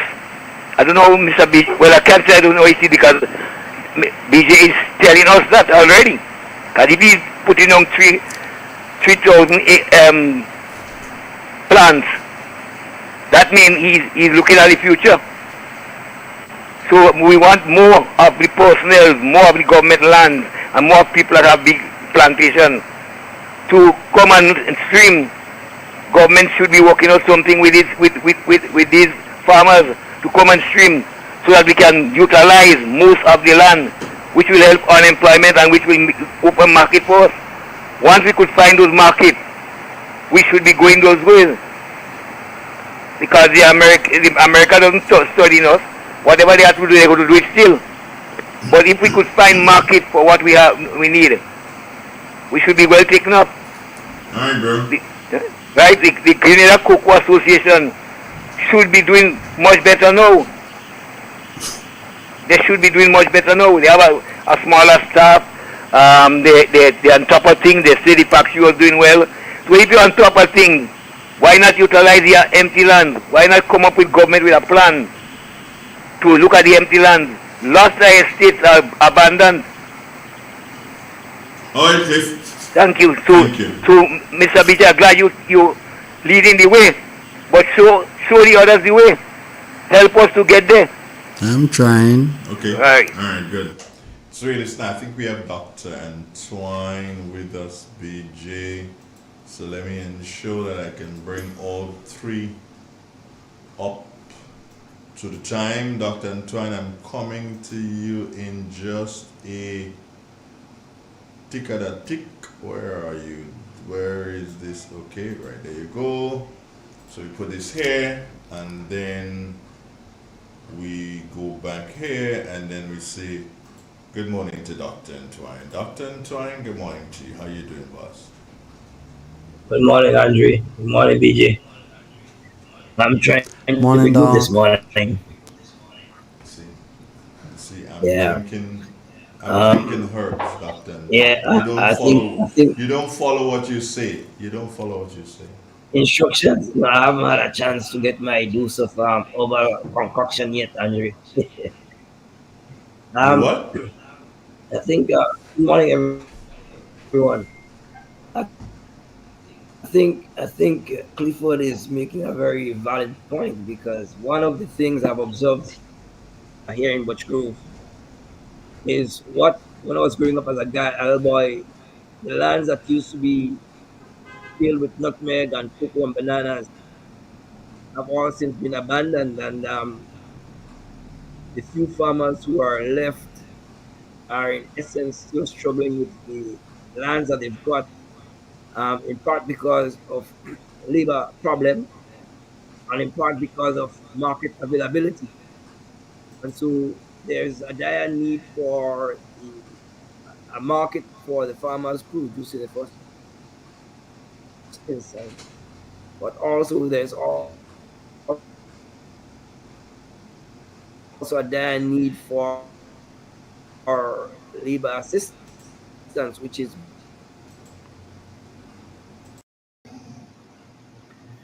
especially in areas where many of the agricultural estates and lands would have been abandoned over the last several years. In other words, right now, if we were to be able to make better use of the abandoned lands, but in order to do that, there is and there needs to be some direct assistance from the government to the farmers. I mean, we cannot be spending millions of dollars every year at the Ministry of Agriculture, and the farmers are not experiencing the specific and direct impact of those expenditures. So yes, Clifford is onto something that we need to follow up on, Andre and BJ. Good morning, one more time. Morning, Doc. Morning again. Yes, Andre, I also want to say that Yeah. what actually drives the planning process is sometimes overproduction and sometimes scarcity. And in a lot of cases, what we need to do is to do a proper evaluation, a proper analysis of the current situation, and you will see coming out of that what is needed to be done, and you plan accordingly how hard it is to do those things. Do we have to wait for somebody to close the shop on our fish before we decide to do something with it? We are, innovative people. We are scientists. Do we have to wait until, the price on the international market for cocoa comes to nothing, and our farmers hardly getting any, money for the stuff? Do we have to wait for that situation to arise? I'm sure we need to correct those things before. We just need to think, and we need to plan and realize that it's a country we have, and it's not our household and it's not our cake shop. But we have a lot of people that we need to look after, including the farmers. So we have to do what is necessary. And what is necessary is to ensure that the farmer can fetch the highest price possible for 1 pound of cocoa. And so is nutmegs and so is other crops. That's what we need to do. That should be our agenda. I am. I did promise that I was going to give Dr. Antoine a bit of information that is right before his eyes, right before your eyes too, BJ. You guys may, and probably you guys have not noticed it, but it is as simple as one, two, three. The problem that we are facing now in relation to our fish, soon time it will be our fruits and vegetables. Already it's been affected going off to the US. The visa situation, some people saying that hey, they go to renew the visa. A customer been having a visa 10 years now, 15 years now, 20 years now, and they're going to renew that visa and they're not getting through. Now, what is interesting is that I sat down, BG, and I realized is we that do that. And Doc is not you. It's not you, Doc. It's not you. It's not you. It's me and BJ that do that. You see, BJ is from St. Patrick's East. I'm from St. Patrick's West. The two persons who say that they don't want the American visa, they could take it back if they want. One represent the East and one represent the West. So St. Patrick's are causing greater problem right now. I put it plain, frank, and simple. The politicians from St. Patrick that causing this situation right now, they were the only two who jump up and say, hey, I want to let me take it back. What acts they take it back? What acts they banning me fish? What acts they say we can't small packages can go to the well St. Patrick's people are called that. Andre, No, no, no, no, no. Andre, there is something they call leadership, and it's a discipline. Some people think you can just get up and be a leader like that without going through any formal training in leadership.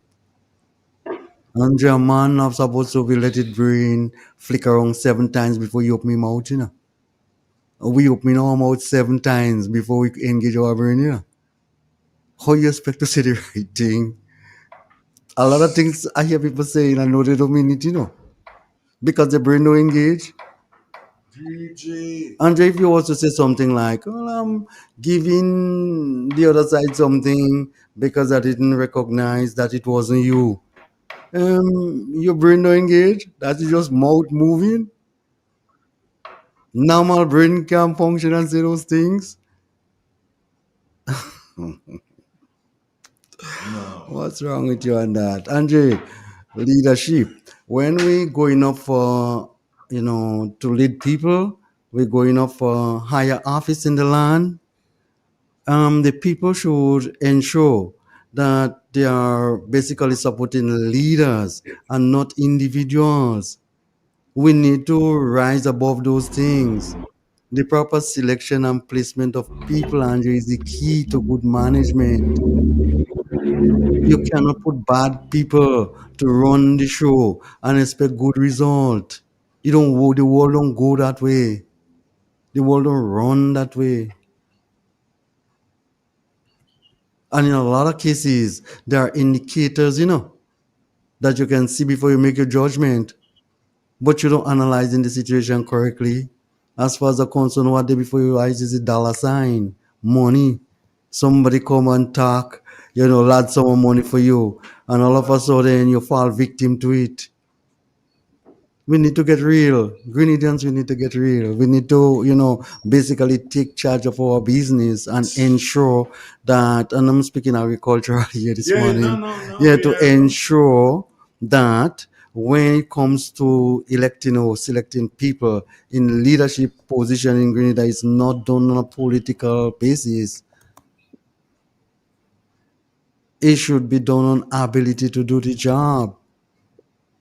Or else we always going to be having problem. How much house that we build in recent time and a poor farmer go and lie down inside of it and the house incomplete or the roof leaking steel and the contractor gone with all the money and the man get a half finished house or a house that is leaking. That's the national cry, Lack of planning, lack of supervision, lack of proper evaluation and monitoring. And what is hurtful, DJ, in all of this, is the excuse me, is the same farmers, the same fishermen, construction workers. They're the ones who have benefited from these houses. Yeah. So But check what is happening. We're vulnerable, so they're treating us accordingly. They're putting us in an even more vulnerable state. When you're sleeping in the night, no water falling on your head. You understand those kind of things.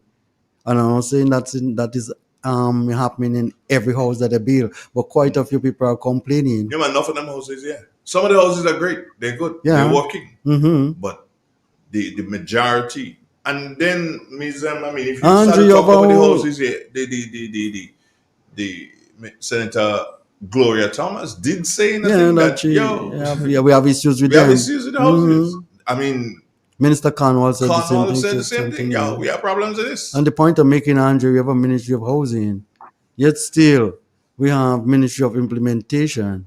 Yes, so which one should be given the permission or the privilege or the authority to build houses? What does something like to you? One should be there ensuring that the things are implemented, but the other one who basically is the Ministry of Housing, they have experience in building houses in the past.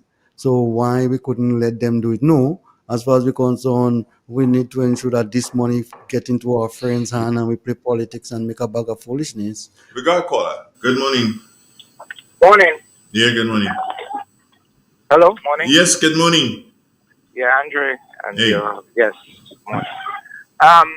We kind of making a mistake because all the governments that coming through or past, and present, talking about food security, but I think they have it wrong.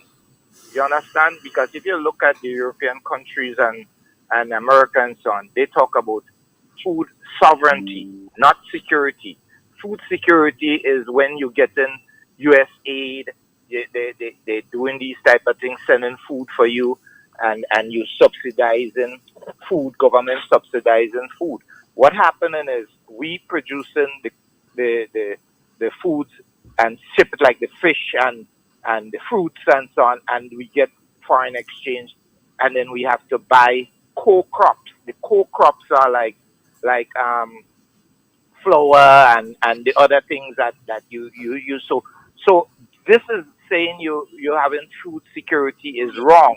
You have to do food sovereignty. You have to be able to feed your own country. You don't have to depend on food from foreign countries and so on. So they need to change that up, and if you do some investigation, you will see where they're going wrong. Food security is a dependency on the foreign countries for aid and stuff like that. You see now they're stopping the fish and they're going to stop the different crops where you get in foreign exchange to buy their crops, which is the co-crops.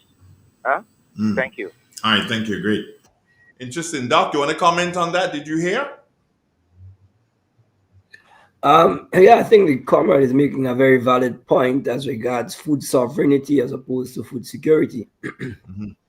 But either way, whichever term you use, the whole principle is one of ensuring that two things. One, you have sufficient food to feed your population in case of emergency for at least a period of 4 to 6 months. Ensuring that they get a sufficient provision or supply of the necessary protein and starches and vitamins. And then secondly, your ability to produce the food that you need. It's one thing to have the food in reserve for emergency purposes. A lot of that could be imported, in part because it might be easier to store rice and corn and wheat than it will be able than we be able to store bananas and excuse me, bananas and things like the breadfruit. But I'll tell you though, from my experience and knowledge, things like tanias, yams, sweet potatoes do have a fairly long shelf life. And one of the things we ought to have been doing over the years, our school should have been able to us with the necessary protocol for that, is to be able to store those like yams. Excuse me. Yeah, The potatoes, that sweet cold killing potatoes, you, Doc. tanias, to ensure that yes, it is. I'll try and talk less though. Yeah. Ensure that we are able to store those things for a good 6 months without spoiling. And one of the ways they do that is to ensure that every month the oldest batch of your material gets processed out of storage into the market. And we don't have that system. So they talk about food security, as far as I'm concerned, is a mute one because we don't have a system in place for it. But more importantly, we have not embarked on a program of ensuring that we produce the food we need. A nation that cannot feed itself will always be beholden to the supply of the food, and therefore, how do you become a sovereign nation when you cannot feed yourself? True. And I think that's the point he's making, All right. BJ. Yes. Sorry about that. Yeah. So yeah, the question of food sovereignty is important. But that means you have to produce your own food. And given the number of acres of abundant agricultural lands we have, how do we achieve food sovereignty? So that's the challenge we have: achieving food sovereignty and at the same time ensuring we have the necessary food produce in case of emergency. We need to have a food bank that will provide us with food for a good 6 months in case of emergency. BJ, anything That's to it. add to that? Sorry about my Andre, sickness with this morning. food sovereignty Sincere also, apologies to everyone. what you normally get Yeah. is better quality food. As Doc was saying, we can buy bulk food and store it if we want to. Whether or not that's the right quality of food you want is a different thing. For example, you may get chicken um, at a cheaper price abroad, but probably locally grown chicken are more nutritious and healthier. Those are the kind of thing that you probably need to think about. That's where government subsidy comes into effect and have to be taken into consideration. What Doc was saying make a whole heap of sense. A lot of people who do bulk processing, they would have 6 months supply inside. So if they have to process every week, they more or less take from the old batch. So in case something happened, they could ride the wave for 6 months without having, to feel the economic effect that thing may cause. So, food sovereignty is very important, not just food security. If you can have food sovereignty that gives you food security, that's what you really want. But in a lot of And cases, you in have to fact, buy it from outside because there quite a is. number of What's that, Doc? we can produce. I was about to add that to the list of specific items we ought to be able to produce and be able to store for about 6 months. That would include things like corn, peas, of course, potato, yams, and tanyas. And of course, we could dry our fish and can our fish or process our fish or freeze our fish and ensure we have a supply of and other protein sources. But that would require some refrigeration storage space. The point is, we need to have a plan for that. And in the absence of a plan, then it means that we will never be able to achieve that goal. But also important is probably important, is the need to ensure that we have an educational institution that provide us the know-how to ensure we can achieve those specific goals of food sovereignty and food security. And the absence of a strong farms agricultural college, then it means that that goal becomes beyond our reach. So at the end of the day, we go right back to the issue of the need to provide a high quality education for our people, so that we be able to solve problem. One of the major problems we have on a poor quality educational system in instance. Also, we have poor quality agricultural program or development that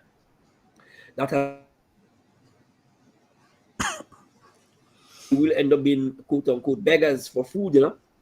I mean, could you imagine seeing in a vehicle FFP? Do you know what that means, Andre? BJ? Say that again. I didn't get it. I've seen that box, FFP, food for the poor. At Oh, one you've point, seen that? Okay. FFP. Yeah. Whenever you see FFP on the box, it says food for the poor. And I was embarrassed when I saw that on one of the vehicles here in Grenada a few weeks, several months ago. But I couldn't imagine we're bringing in food for the poor into Grenada, whereas Grenada has the capacity to produce the food it needs. So what are we doing with our resources? That's the challenge we have, making the best use of our resources to serve the needs of our people. And if we ignore the foundation of our society, which is the agricultural sector and the educational sector, then what hope do we have for Grenada 15, 20 years down the road?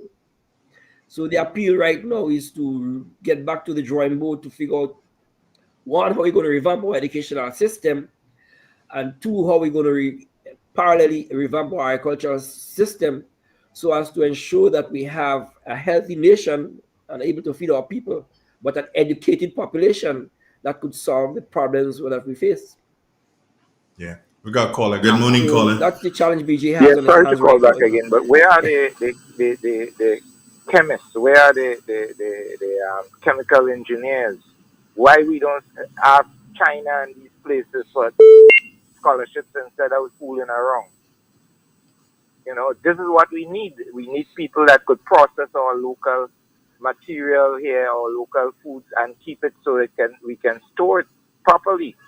You know, yeah, that's what I'm thinking here. So Thank you. even though we have Yes, the Doc? people to process the food, we need the machinery and equipment to do that, and that by its very nature, the structure is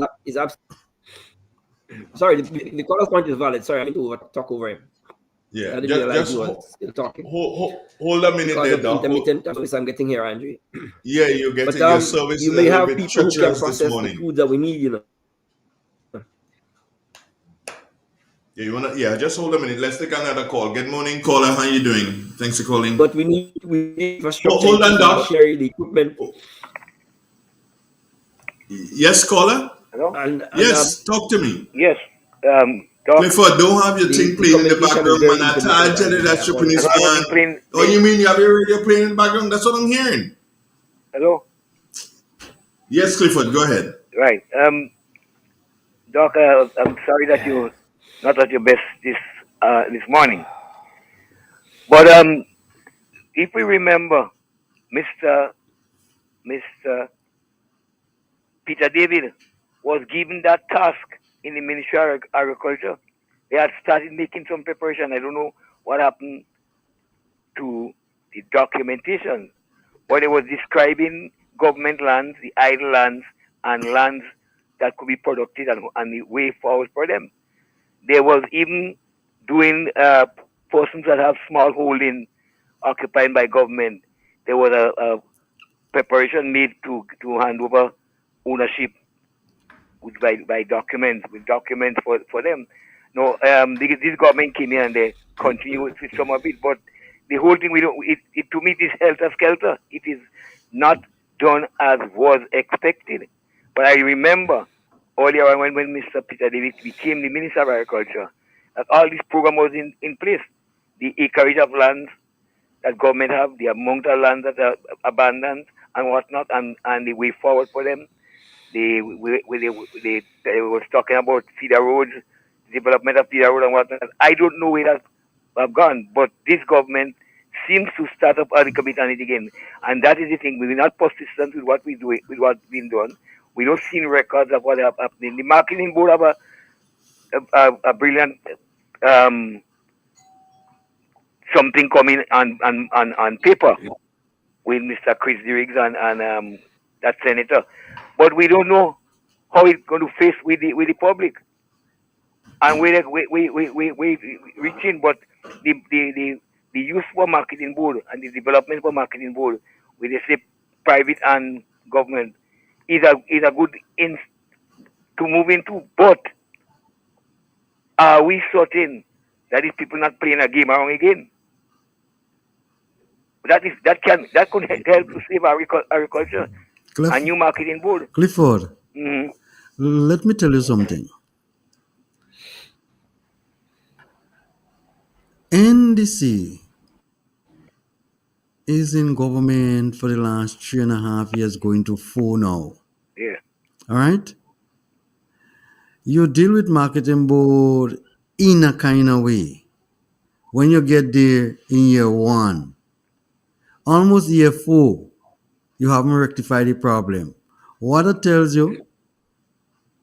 That they're not sure where we No, going. that done a backburner somewhere, and it probably continue to stay there, because if they were interested in sorting this thing out, they would have done that a long time ago. How hard That's it what is I'm to saying. sort marketing? That's one of the big problems that we Clifford, face. before we know it, we clap we hand, and we find how much $22 million to light up this camp with some drone and to ground the country and gallivant and whatever. You're totally And right. that money finish.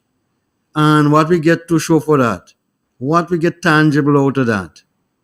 Nothing sustainable. Clifford, no, show you, man. No, Clifford is always spending money and the things that we do with money and where we put our priorities. If we're interested in marketing board, we sort it out a long time. Simple like that.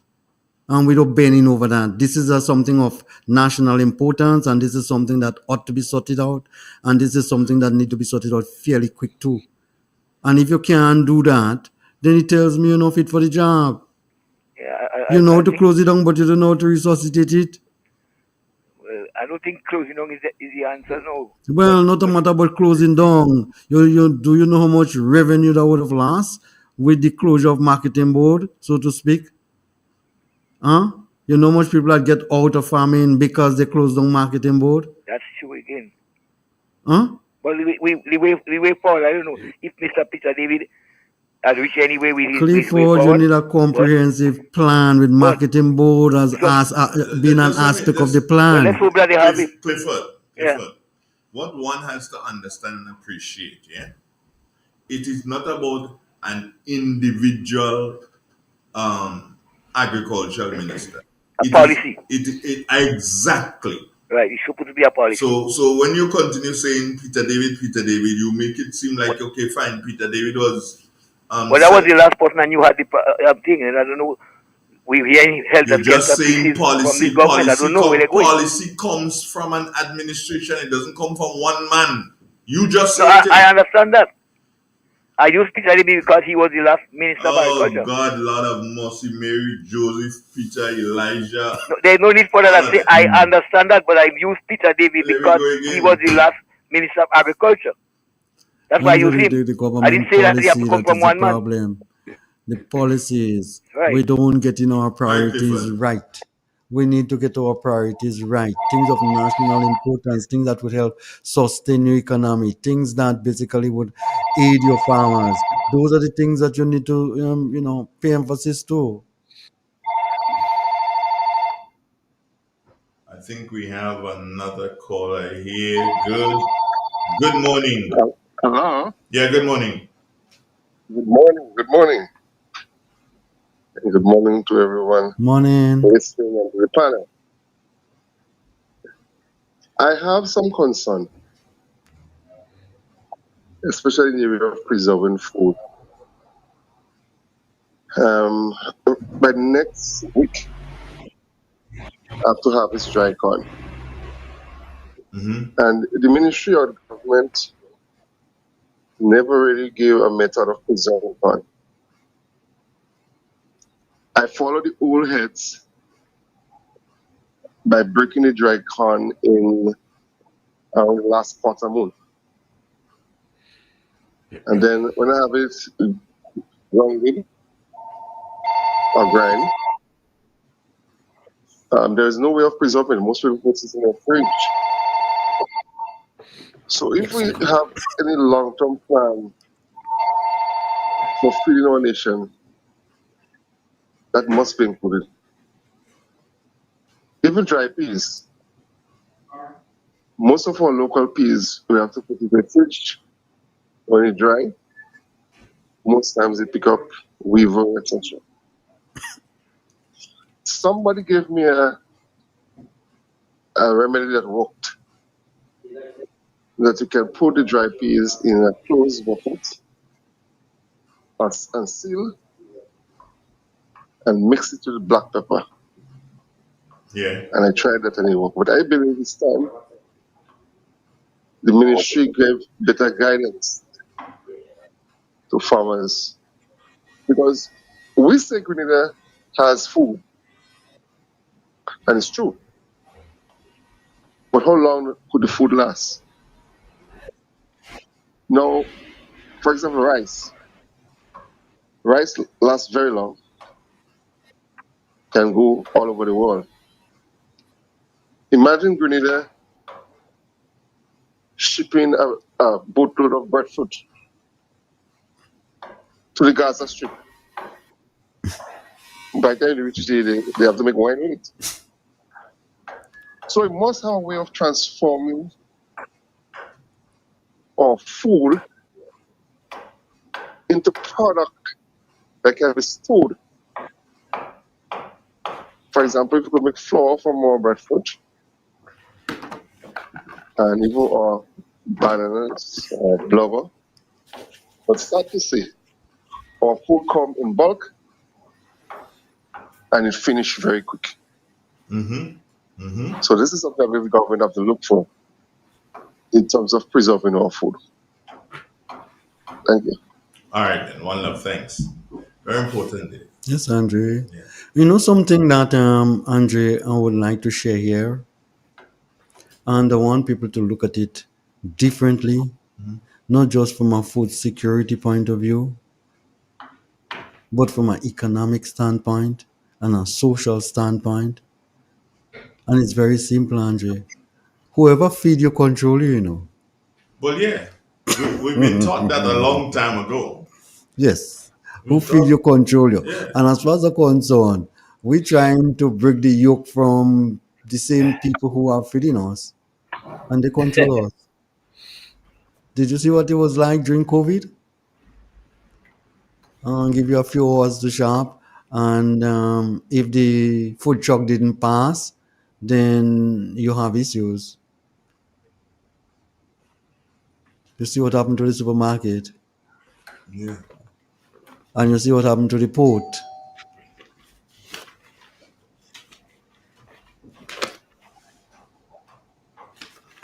Who feeds you? Control you. And the United Nations was saying, hang on, be careful of the people who feed you, you know, because when they do get tired, they either do two things, they either stab you or they poison you, you know. Once they get tired of feeding you. Once they get tired. So you better learn to feed yourself. Doc, I see you back with us.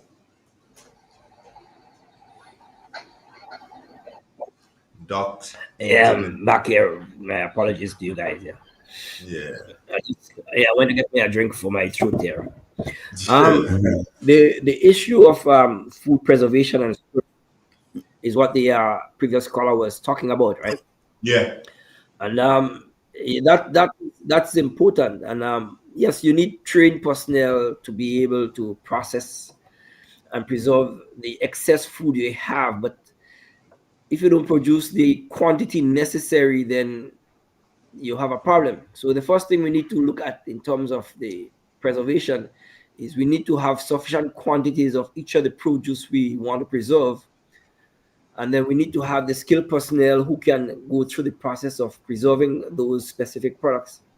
But then more importantly, you need the infrastructure. And it is that infrastructure that forms, quote unquote, the heart of our agro-processing or manufacturing sector. And when agro-processing or manufacturing is not a priority for our economic activities, then it says something as to where we're going. In other words, there are several aspects to the issue of food sovereignty, as BJ is emphasizing, as well as food security. But we keep providing lip service about food security, ignoring the fundamentals necessary to ensure that we have food security and the food sovereignty. And so here is where we need to revamp our plan for the agricultural sector. But more importantly, our educational system needs to be revamped as well. And until we get those two things as priority, BJ referred to the having our wrong priorities. I think those two things have to be our immediate and short-term priority in terms of planning and implementation. And until then, we'll keep talking about the need for X, the need for Y, the need for A. Meanwhile, the policymakers seem to be operating in thin air, being out of touch with the actual and real needs of our society. That's all I'll add to that. Sorry about that. Yeah, but we have a situation that we're looking at, BJ, and I don't think we pay as much attention to the fishermen and the fishing trade as we should.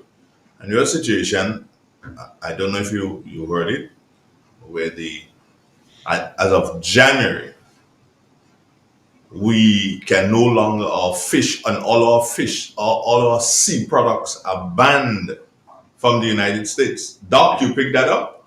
BJ, you picked that up? What was the reason again? Okay, let me just quickly check my phone here because I think I have it.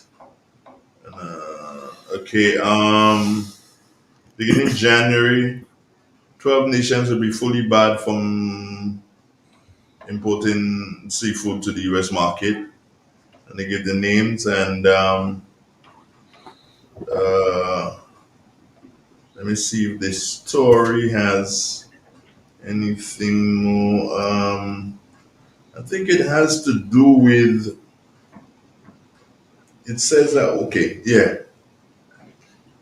In the list of affected countries announced on Friday, the NOAA Fisheries said fishing vessels from roughly half of the world's seafood exporting nations are not meeting compatibility standards with the US law for avoiding the unintentional catch of whales, dolphins, and other marine mammals.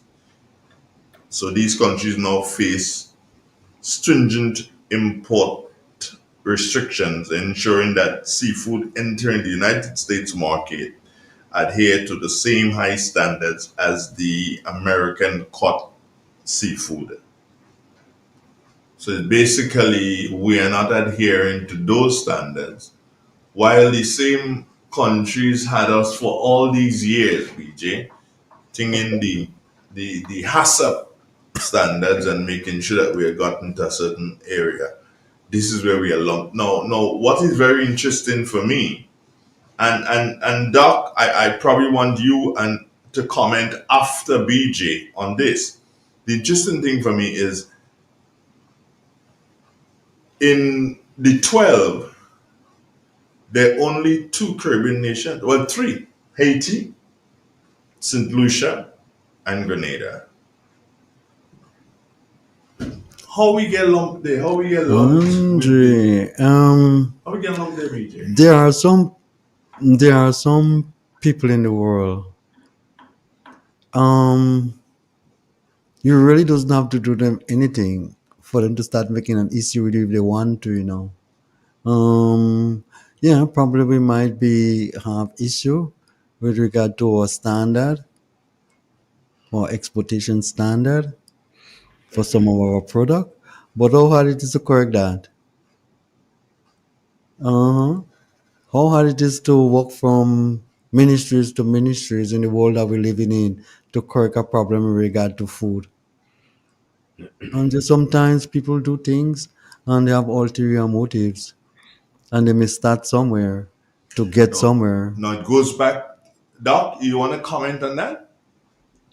The one thing I would say is that it is not unusual for the importing countries to just dictate to us what all their parameters or requirements are for the product we export to them. And generally, that is done in an attempt to control what we do and how we do it, or to discourage us from doing what is in our best interest. And in this case, it's another example of the buyer saying, okay, that's what I want, without providing the opportunity to do the necessary correction. And it reflects, in essence, the attempt to control the whole process from production to shipping. And that has happened with the Nutmeg Association as well as the Cocoa Association as well. So that it's nothing new to Grenada. It's always an attempt to ensure that, to demonstrate to us that they can control what we produce and how we market it. So then it goes back to what I was saying. It goes back now to what I was saying. I am firmly of the opinion that all this that is happening now is because of Grenada making, well, the government officials making strong statements which amounted to, if you want your visa, take it back. I must say a visa. I support in Cuba anyway. No, as soon as those statements are made, the two persons who made the statement got their visas revoked. And then we see all these things happening. Doc, I honestly believe that all these things have, well, not correlated, but Andrea, let me tell you something, man. This is superpower, you know. America is a superpower. yeah. So you don't get involved in superpower play, Business, Andre. You're like a fish. They could swallow you up, but nobody will missing you, you know. Find your little water and swim around in the Caribbean. Don't go to international waters, Andre. You can get, them men know they cruel, you know. To squeeze Grenada is anything for them. That you're talking about. Bigger countries and richer countries, they deal with them worse than how they're dealing with us. Palace Grenada, what's wrong with you? We just have to try to see how we can work around that, Andrew, diplomatically, and see if we can do the corrective measures and beg and say, hang on, take us out on that list. We're doing what is necessary now. Because, Andrew, it's a multi-million-dollar industry, the fishing industry. And a lot of people making a, good livelihood out of this. And we don't want to play around with that. We can afford to lose that, you know. Are we losing already? But the lesson we should learn here, though, Andrew and BJ, is the essentiality of we obtaining quote unquote our food sovereignty. We ought to be able to process or add value to all the raw materials we export. And fish is no exemption. We want to That add is value to our true. nutmeg, we want to add value to our cocoa, we want to add value to our fish. Explain to me why we export our raw, pure fish, whole fish, and we import salted fish and mackerel, salted mackerel and smoked herring. Why can't we process the same fresh fish we have, We could. add value to it, and make it readily available for our own people in the first And, instance? and the fishermen may find better price, probably too. Well, there you have it. So the process of controlling what we do and how we do it and controlling our sovereignty will continue in as much as we continue to be a supplier of raw materials. And unless we take control of our raw materials and begin to add value to it, begin to process the food, the excess food we have into value added products, until then we'll be beholden to the dictates of the countries we export to. And like I said earlier on, that's the same thing with the nutmeg being exported to Europe or the cocoa being exported to Europe. So we are at a point, we've been told, in fact, in harsh terms, that look, you guys take charge of your economies and you start adding value to your raw material and stop exporting raw material. You should be exporting finished value added products to those countries. And if we're not going to learn the lesson now, when will we ever learn? That's the question I have for us. When will we ever learn if after all these harsh treatments meted out to us? I guess our head is too hard, right? Sorry, but that's the point I want Doc, to add. I don't sure it's all about our head, you know. I think it's a whole system. It's our education too. Because here you are, university graduates, brilliant people. Here you are, a group of people who you think academically qualified to lead. And, simple things like, how to basically, protect your economy, how to get your economy active and protect it at the same time. They don't understand those simple things. And it kind of confuses me. How are we going to own foreign exchange? By putting the thing in a bag and send it abroad in the raw state. And when the money come and you get, undervalued price for it, you use that same money and import food. That's recycle. How are we going to prosper? Where are the reserve going to be coming from? Well, I'm not sure about how we just be thinking. you see, the issue of manufacturing in Grenada is one that has been of concern to us for several decades now. And we have had the experience of being able to process our excess fruits and vegetables. It's not that we don't know how to do it. The problem is we do not have the wherewithal and the political will to make the decision necessary for that. Yes, Doc, the support system is not there. And we keep waiting to be told what to do. So in as much as we continue with that slavish or slavish mindset as regards how we develop our society, Until then, we'll always be beholden to the foreign forces that dictate to us as they are now doing, as regards our fish. But make no mistake, this is not the first time we've been told what. And Doc is not just fish alone. You know, I the know. other day, Doc, you know, the other day, I was looking at something from Indonesia where the same nutmeg shell that we throw in, we normally dump for people to walk on and stuff like that. Yeah. They grinding it and they put it into a raisin, a hard paste like, and they have pouring it in a mold, and they getting countertops and tabletops and kitchen tops and stuff like that. So From it. and they shine it and sell it like marble. Really have nice look and stuff like that, Andre. Well, of And course, people use that to. that's good to have a good look. Yeah, we take But it isn't easy that, every one and we throw it on the ground and walk on it. but isn't that a reflection of research and development and Of innovation course. and entrepreneurship that we Doc, should be able to be Where is working our on? industrial park? Where you can go and rent a So small in industrial unit park, and at least start some industrial processing with some, approved project or something like that. the industrial park is not solving its real function. The truth is, Andrew and BJ, we have to sit down in a serious way and decide definitively that we want A, B, and C. And until Um, then, we will not be doing anything but just talking nonsense. Put it this way: our political personnel, they should know that they get into office because they want to serve the interests of our people.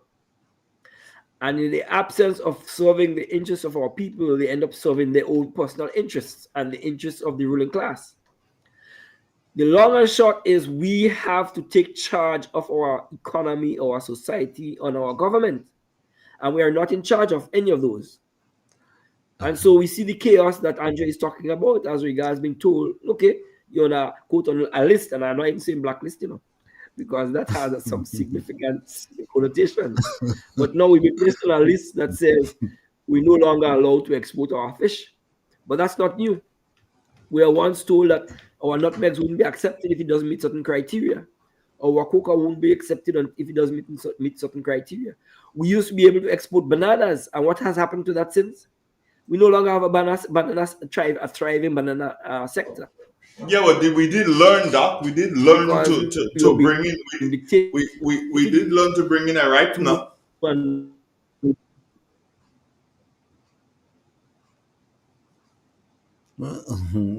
Doc, He's gonna. he gone. His, Everything is bad. Yeah, I'm not sure we learned the lessons from those. We learned from. All right, okay. And then what are we doing with the ripener? So, right. Well, BJ But has how it. much and how much bananas are the ripeners being able to manage? And what's the market we have? And that's fine. That's fine. But do we have a foreign market, export No, market that we can bring we into a need foreign an export exchange from the market. ripening of our bananas? We do need an export market so we can attract foreign exchange. Doc, Yeah. do you realize that we have industrial park in St. Andrew and one in St. George's? And do you realize that some of the major buildings that is there is basically storeroom for imported goods? Mhm. Yeah. For And tires, call for center. tires, for beer, for call center. Yeah. Yeah, because For, because we do not have an industrialization policy. We do not have a policy that says, okay, let It's an us build the industrial park, manufacturing sector. Industrial park is a storeroom for imported Yeah. goods. And if in 1962 we had someone lecturing to us as to the importance of agro-processing and manufacturing and developing the manufacturing sector, and that was being stated against the British policy that said, or law that said in 1958, Grenada shall not industrialize. Even then, 4 years later, we had key Grenadians saying we need to develop our manufacturing sector.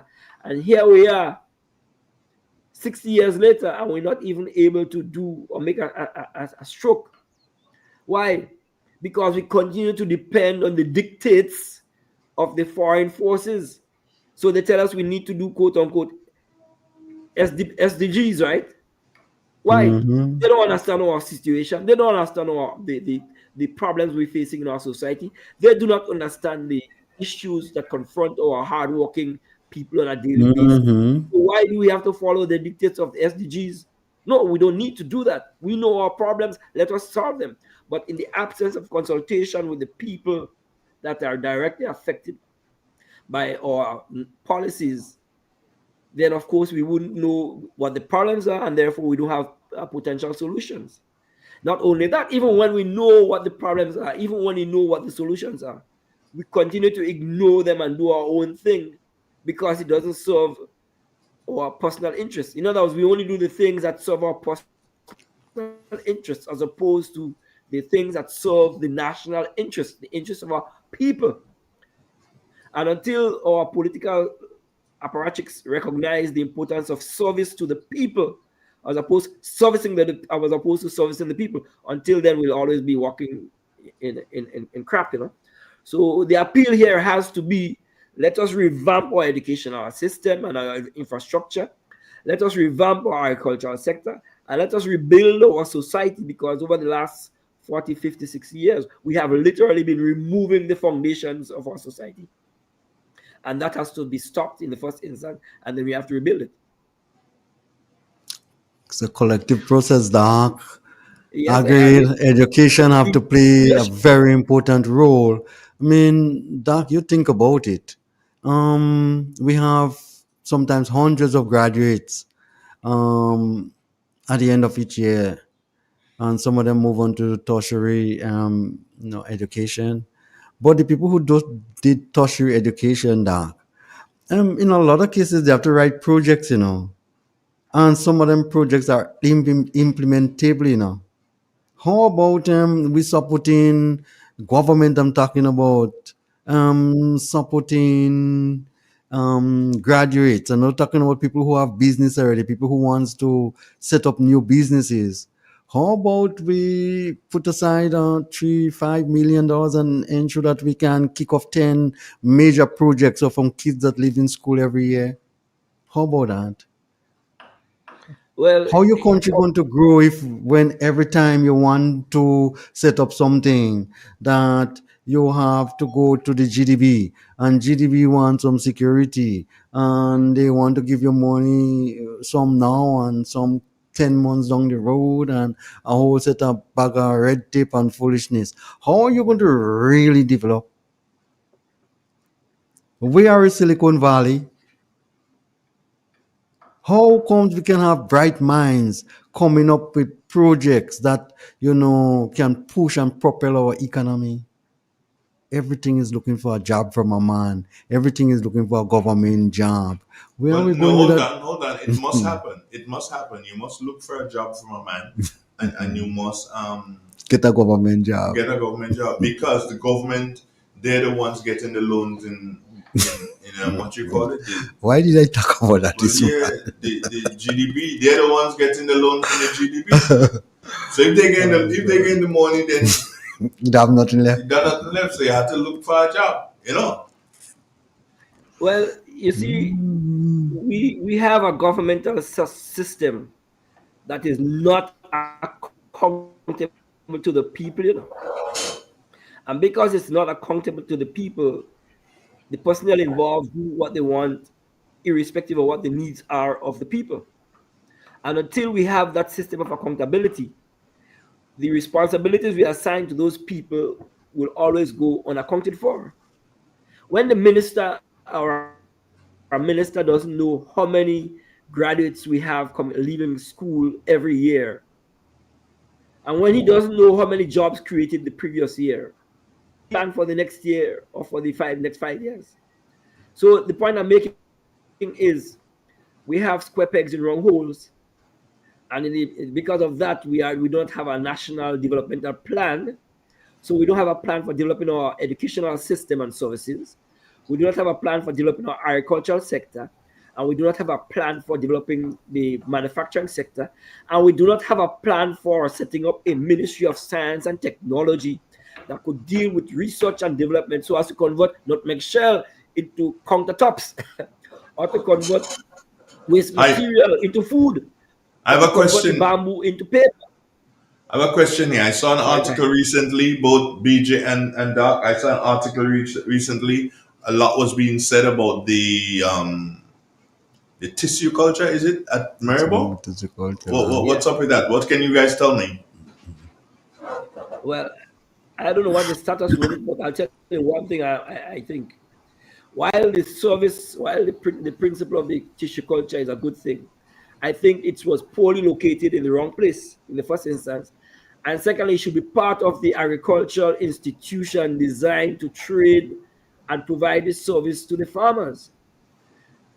That's why I raised the question earlier on of the millions of dollars we spend every year for the agricultural ministry. What impact or direct impact is it having for our farmers in terms of their ability to farm the lands and produce the food we need?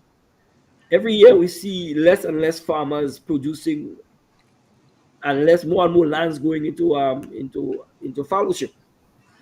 And so, with the increasing abandonment of agriculture, but we have a tissue culture. What function does it what function does it play to ensure we can provide the original teak wood that we need for our forests, the more maho plants we need for our forests, to replenish our supply of mami sapot and the tonka bean plants and the pimento plants, and to provide the host of other spice plants that we need to develop our spice sector.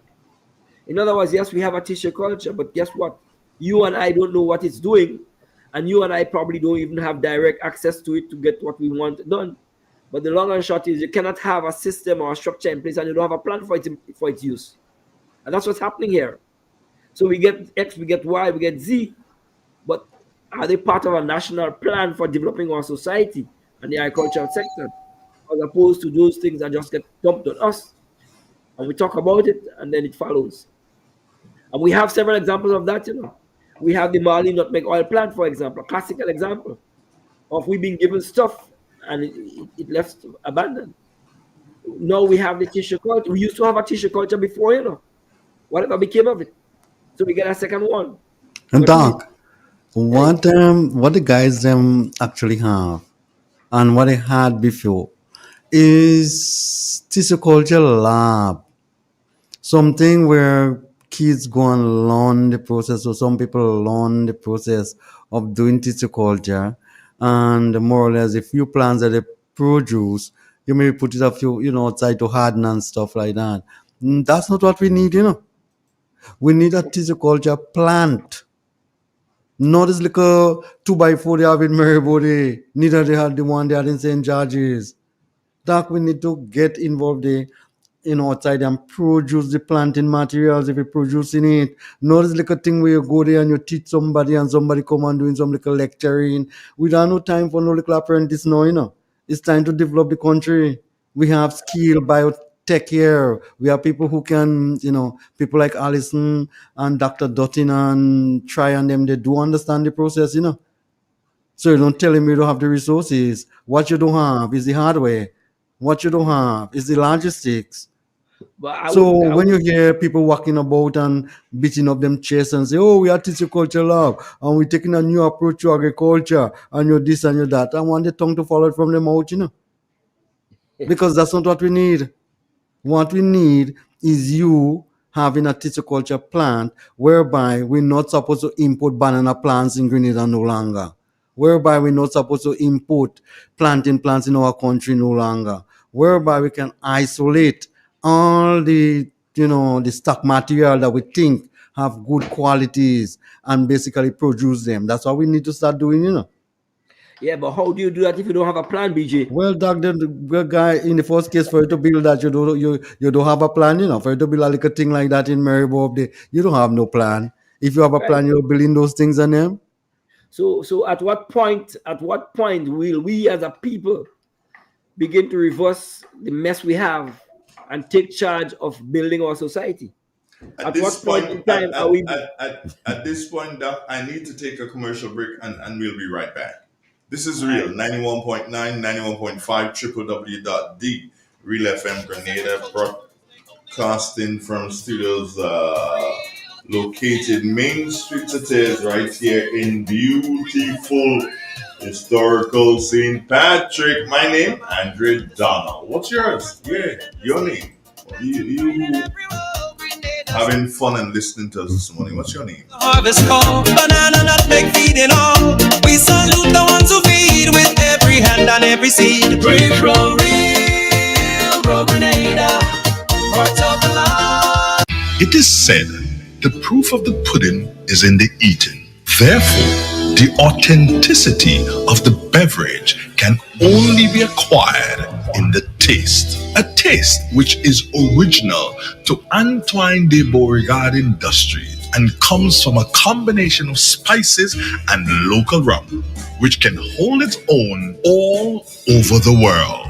Woodman, a strength which speaks for itself, a taste which stands out from the rest, bottled with care, which speaks to perfection. Try Woodman today and be stunned by a flavor as never before. Let your palate savor that which is produced locally. Do not be deterred by substandard products. Our taste speaks volumes and sets us apart from the competition. You will be satisfied with every sip of our product. Say rum, say Woodman, feel satisfaction. Now that's quality.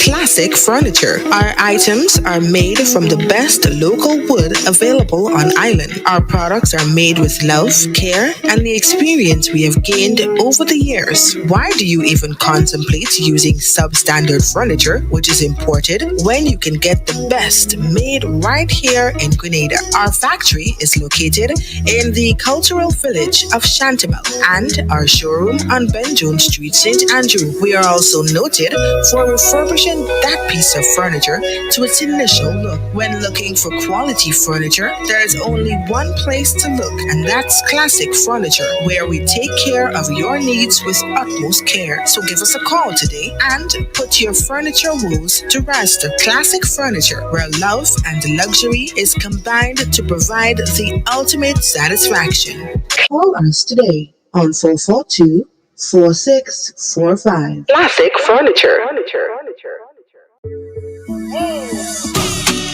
It's in the feeling and how we talk. It's in the meaning and our spark. It is the thing that sets us apart. Who we are. Cause the rhythm of life keeps pumping.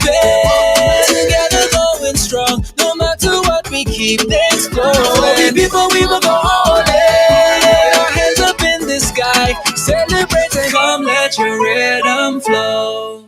Are you ready to take your brand to the next level? Look no further than the Chameleon Design Studios, the creative powerhouse behind Key Central and dozens of standout brands across Grenada and beyond. From web designs, animations, and motion graphics to custom video productions, we bring your visions to life with unmatched efficiency and professionalism. Need a logo? Logo design starts at just $1,500, and our starter pack includes brochures, call cards, and letterheads. Whether you're launching a new business, revamping your identity, or telling your story visually, Chameleon Design Studios is the new face of designs. Call us now at 1473-422-8601 or scan that QR code. Follow us on Instagram at chameleon_473. Let's communicate. Call us today.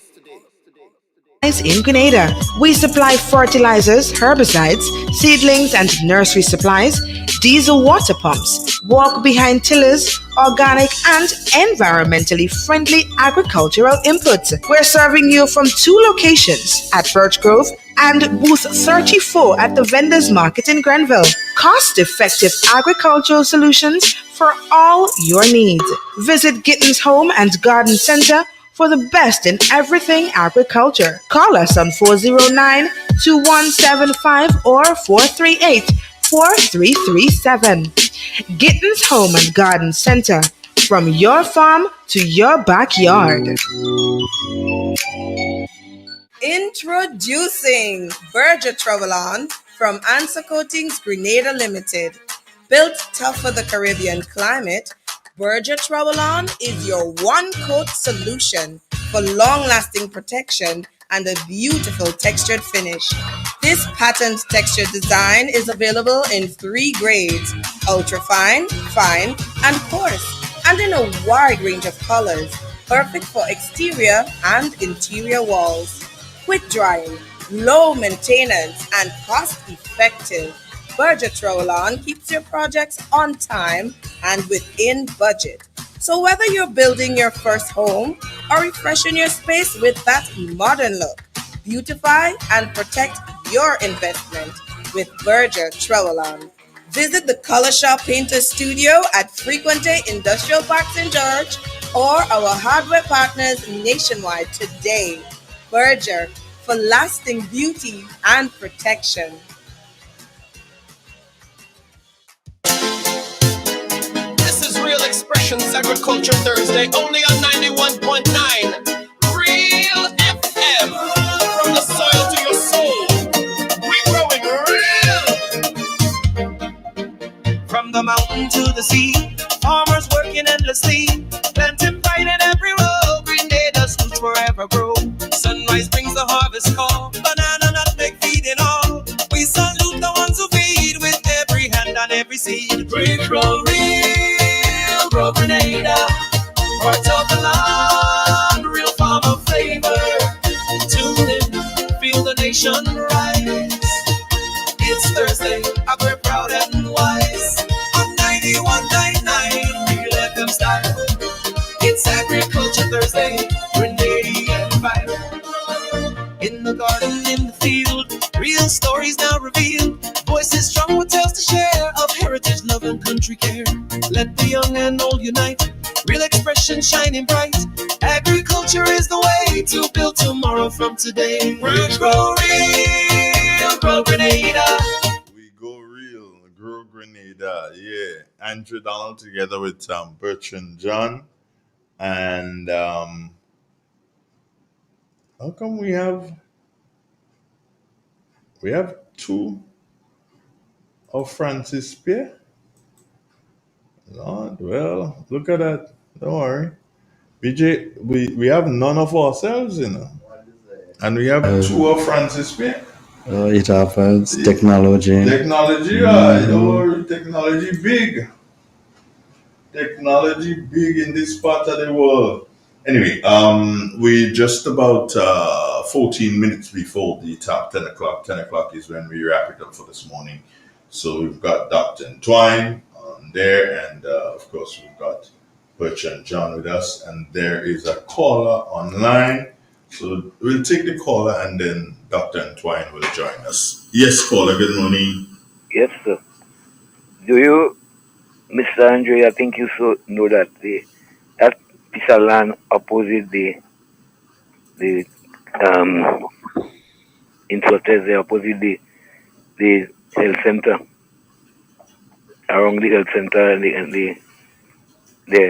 that land, they're supposed to be Cocoa Association owned, and it was agreed by CEDA to build a new a fermentary there when they could produce 4 million pounds of cocoa. They can produce 4 million pounds of chocolate or cocoa? No, cocoa. Well, how could you? The only thing that could produce a cocoa is a tree, Clifford. Well, yeah, they were talking about harvesting cocoa. No, you tying me up there. You really have me back for there. But go ahead. Fermentary. Where is the fermentary? So what are they fermenting? Cocoa seed. Okay. Cocoa seed. And what do you get from that? Well, there you prepare it for market. Sweat cocoa. Okay, Clifford, go ahead. Yeah, that was supposed to be a fermentary bill there. Guinea we were never able to produce the 4 million pounds of wet cocoa. Mm-hmm. Well, that shouldn't prevent us from making use of and the up to nothing, that land is being rented out for people to do gardening as well. And I'm not certain of that now. Well, yeah, it's rented out. Whatever. There's some arrangement, I believe, with 1-2 farmers, and plus the TMI Community College, they have a portion. As a matter of fact, they had a structure on the land, and after Real FM took up the plight of the workers at the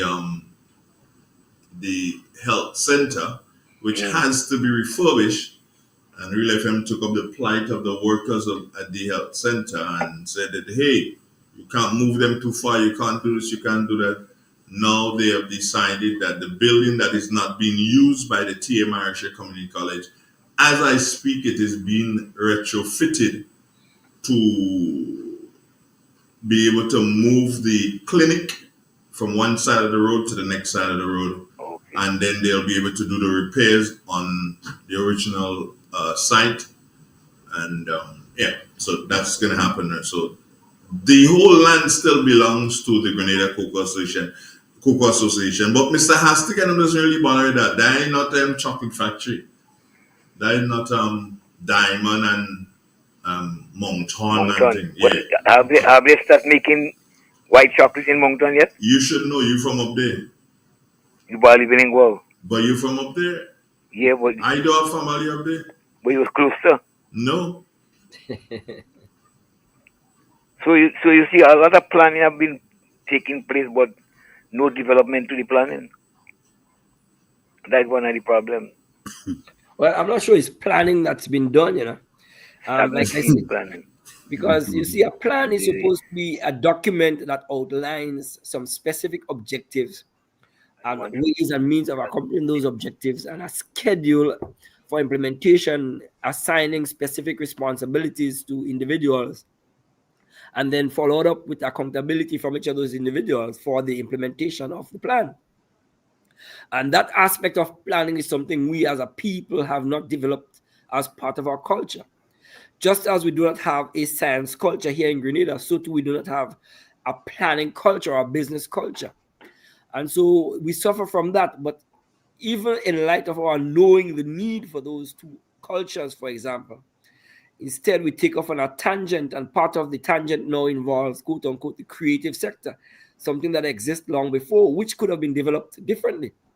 But not trying not to labor too much on that. The point remains that we are at a stage where we are in dire need of serious planning for the long-term strategic development of Grenada. And we need to have our policymakers, regardless of which government is in power, in direct consultation with our people who are on the ground, who know the real problems we face on a daily basis. And because we are closest to the problem, we probably have the best ideas for solving the problems.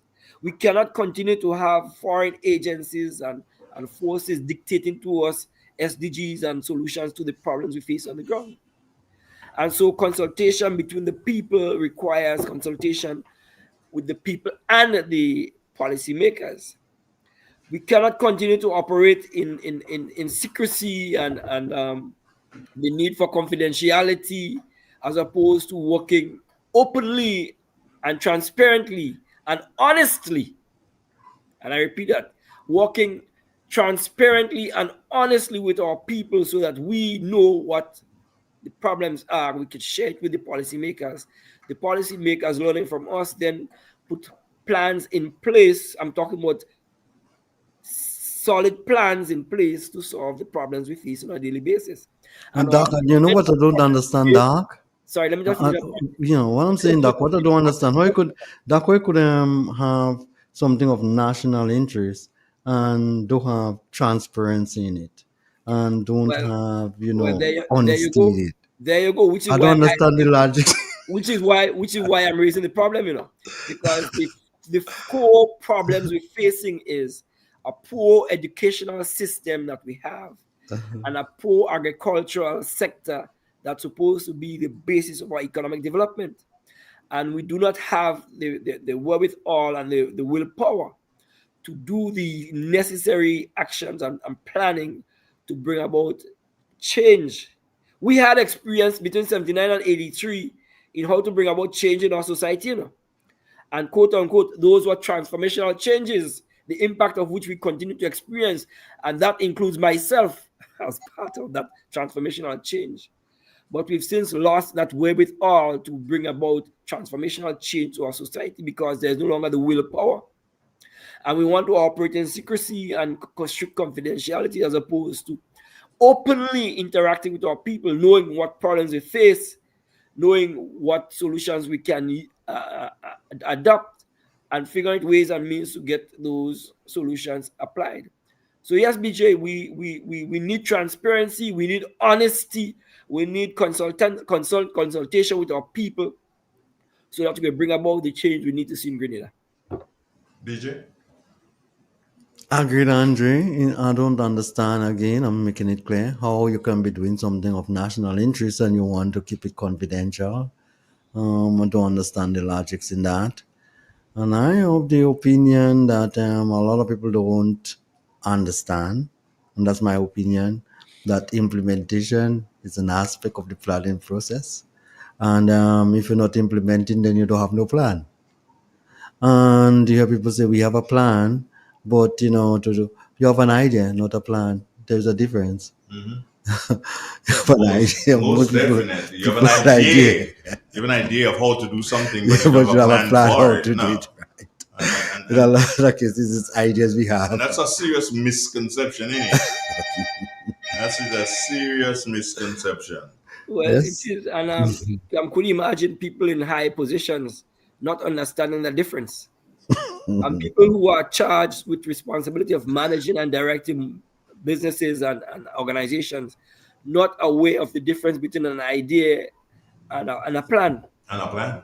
Yeah, I mean, I'm talking about people in high positions, and so we are in fact our worst enemy. And I don't know how we get out of it, but we need to have quote unquote some transformational changes occurring so as to bring about greater consultation between our people and policymakers, and during that process, developing a serious plan for our national socioeconomic development. That's something that's been discussed way back in the 1960s, and 60 years later, we're still discussing it. I mean, something has to be wrong with us, I mean, the ordinance or the nutmeg ordinance is 1946. We have a caller here, BJ. Let's I take don't that. think Doc may hear the caller, but we'll try and see. Good morning. Good morning. Good morning, Andrea, and good morning, BJ, and good morning, Doc. Morning. Morning. BJ, I want to ask you a question because I had a discussion with a gentleman.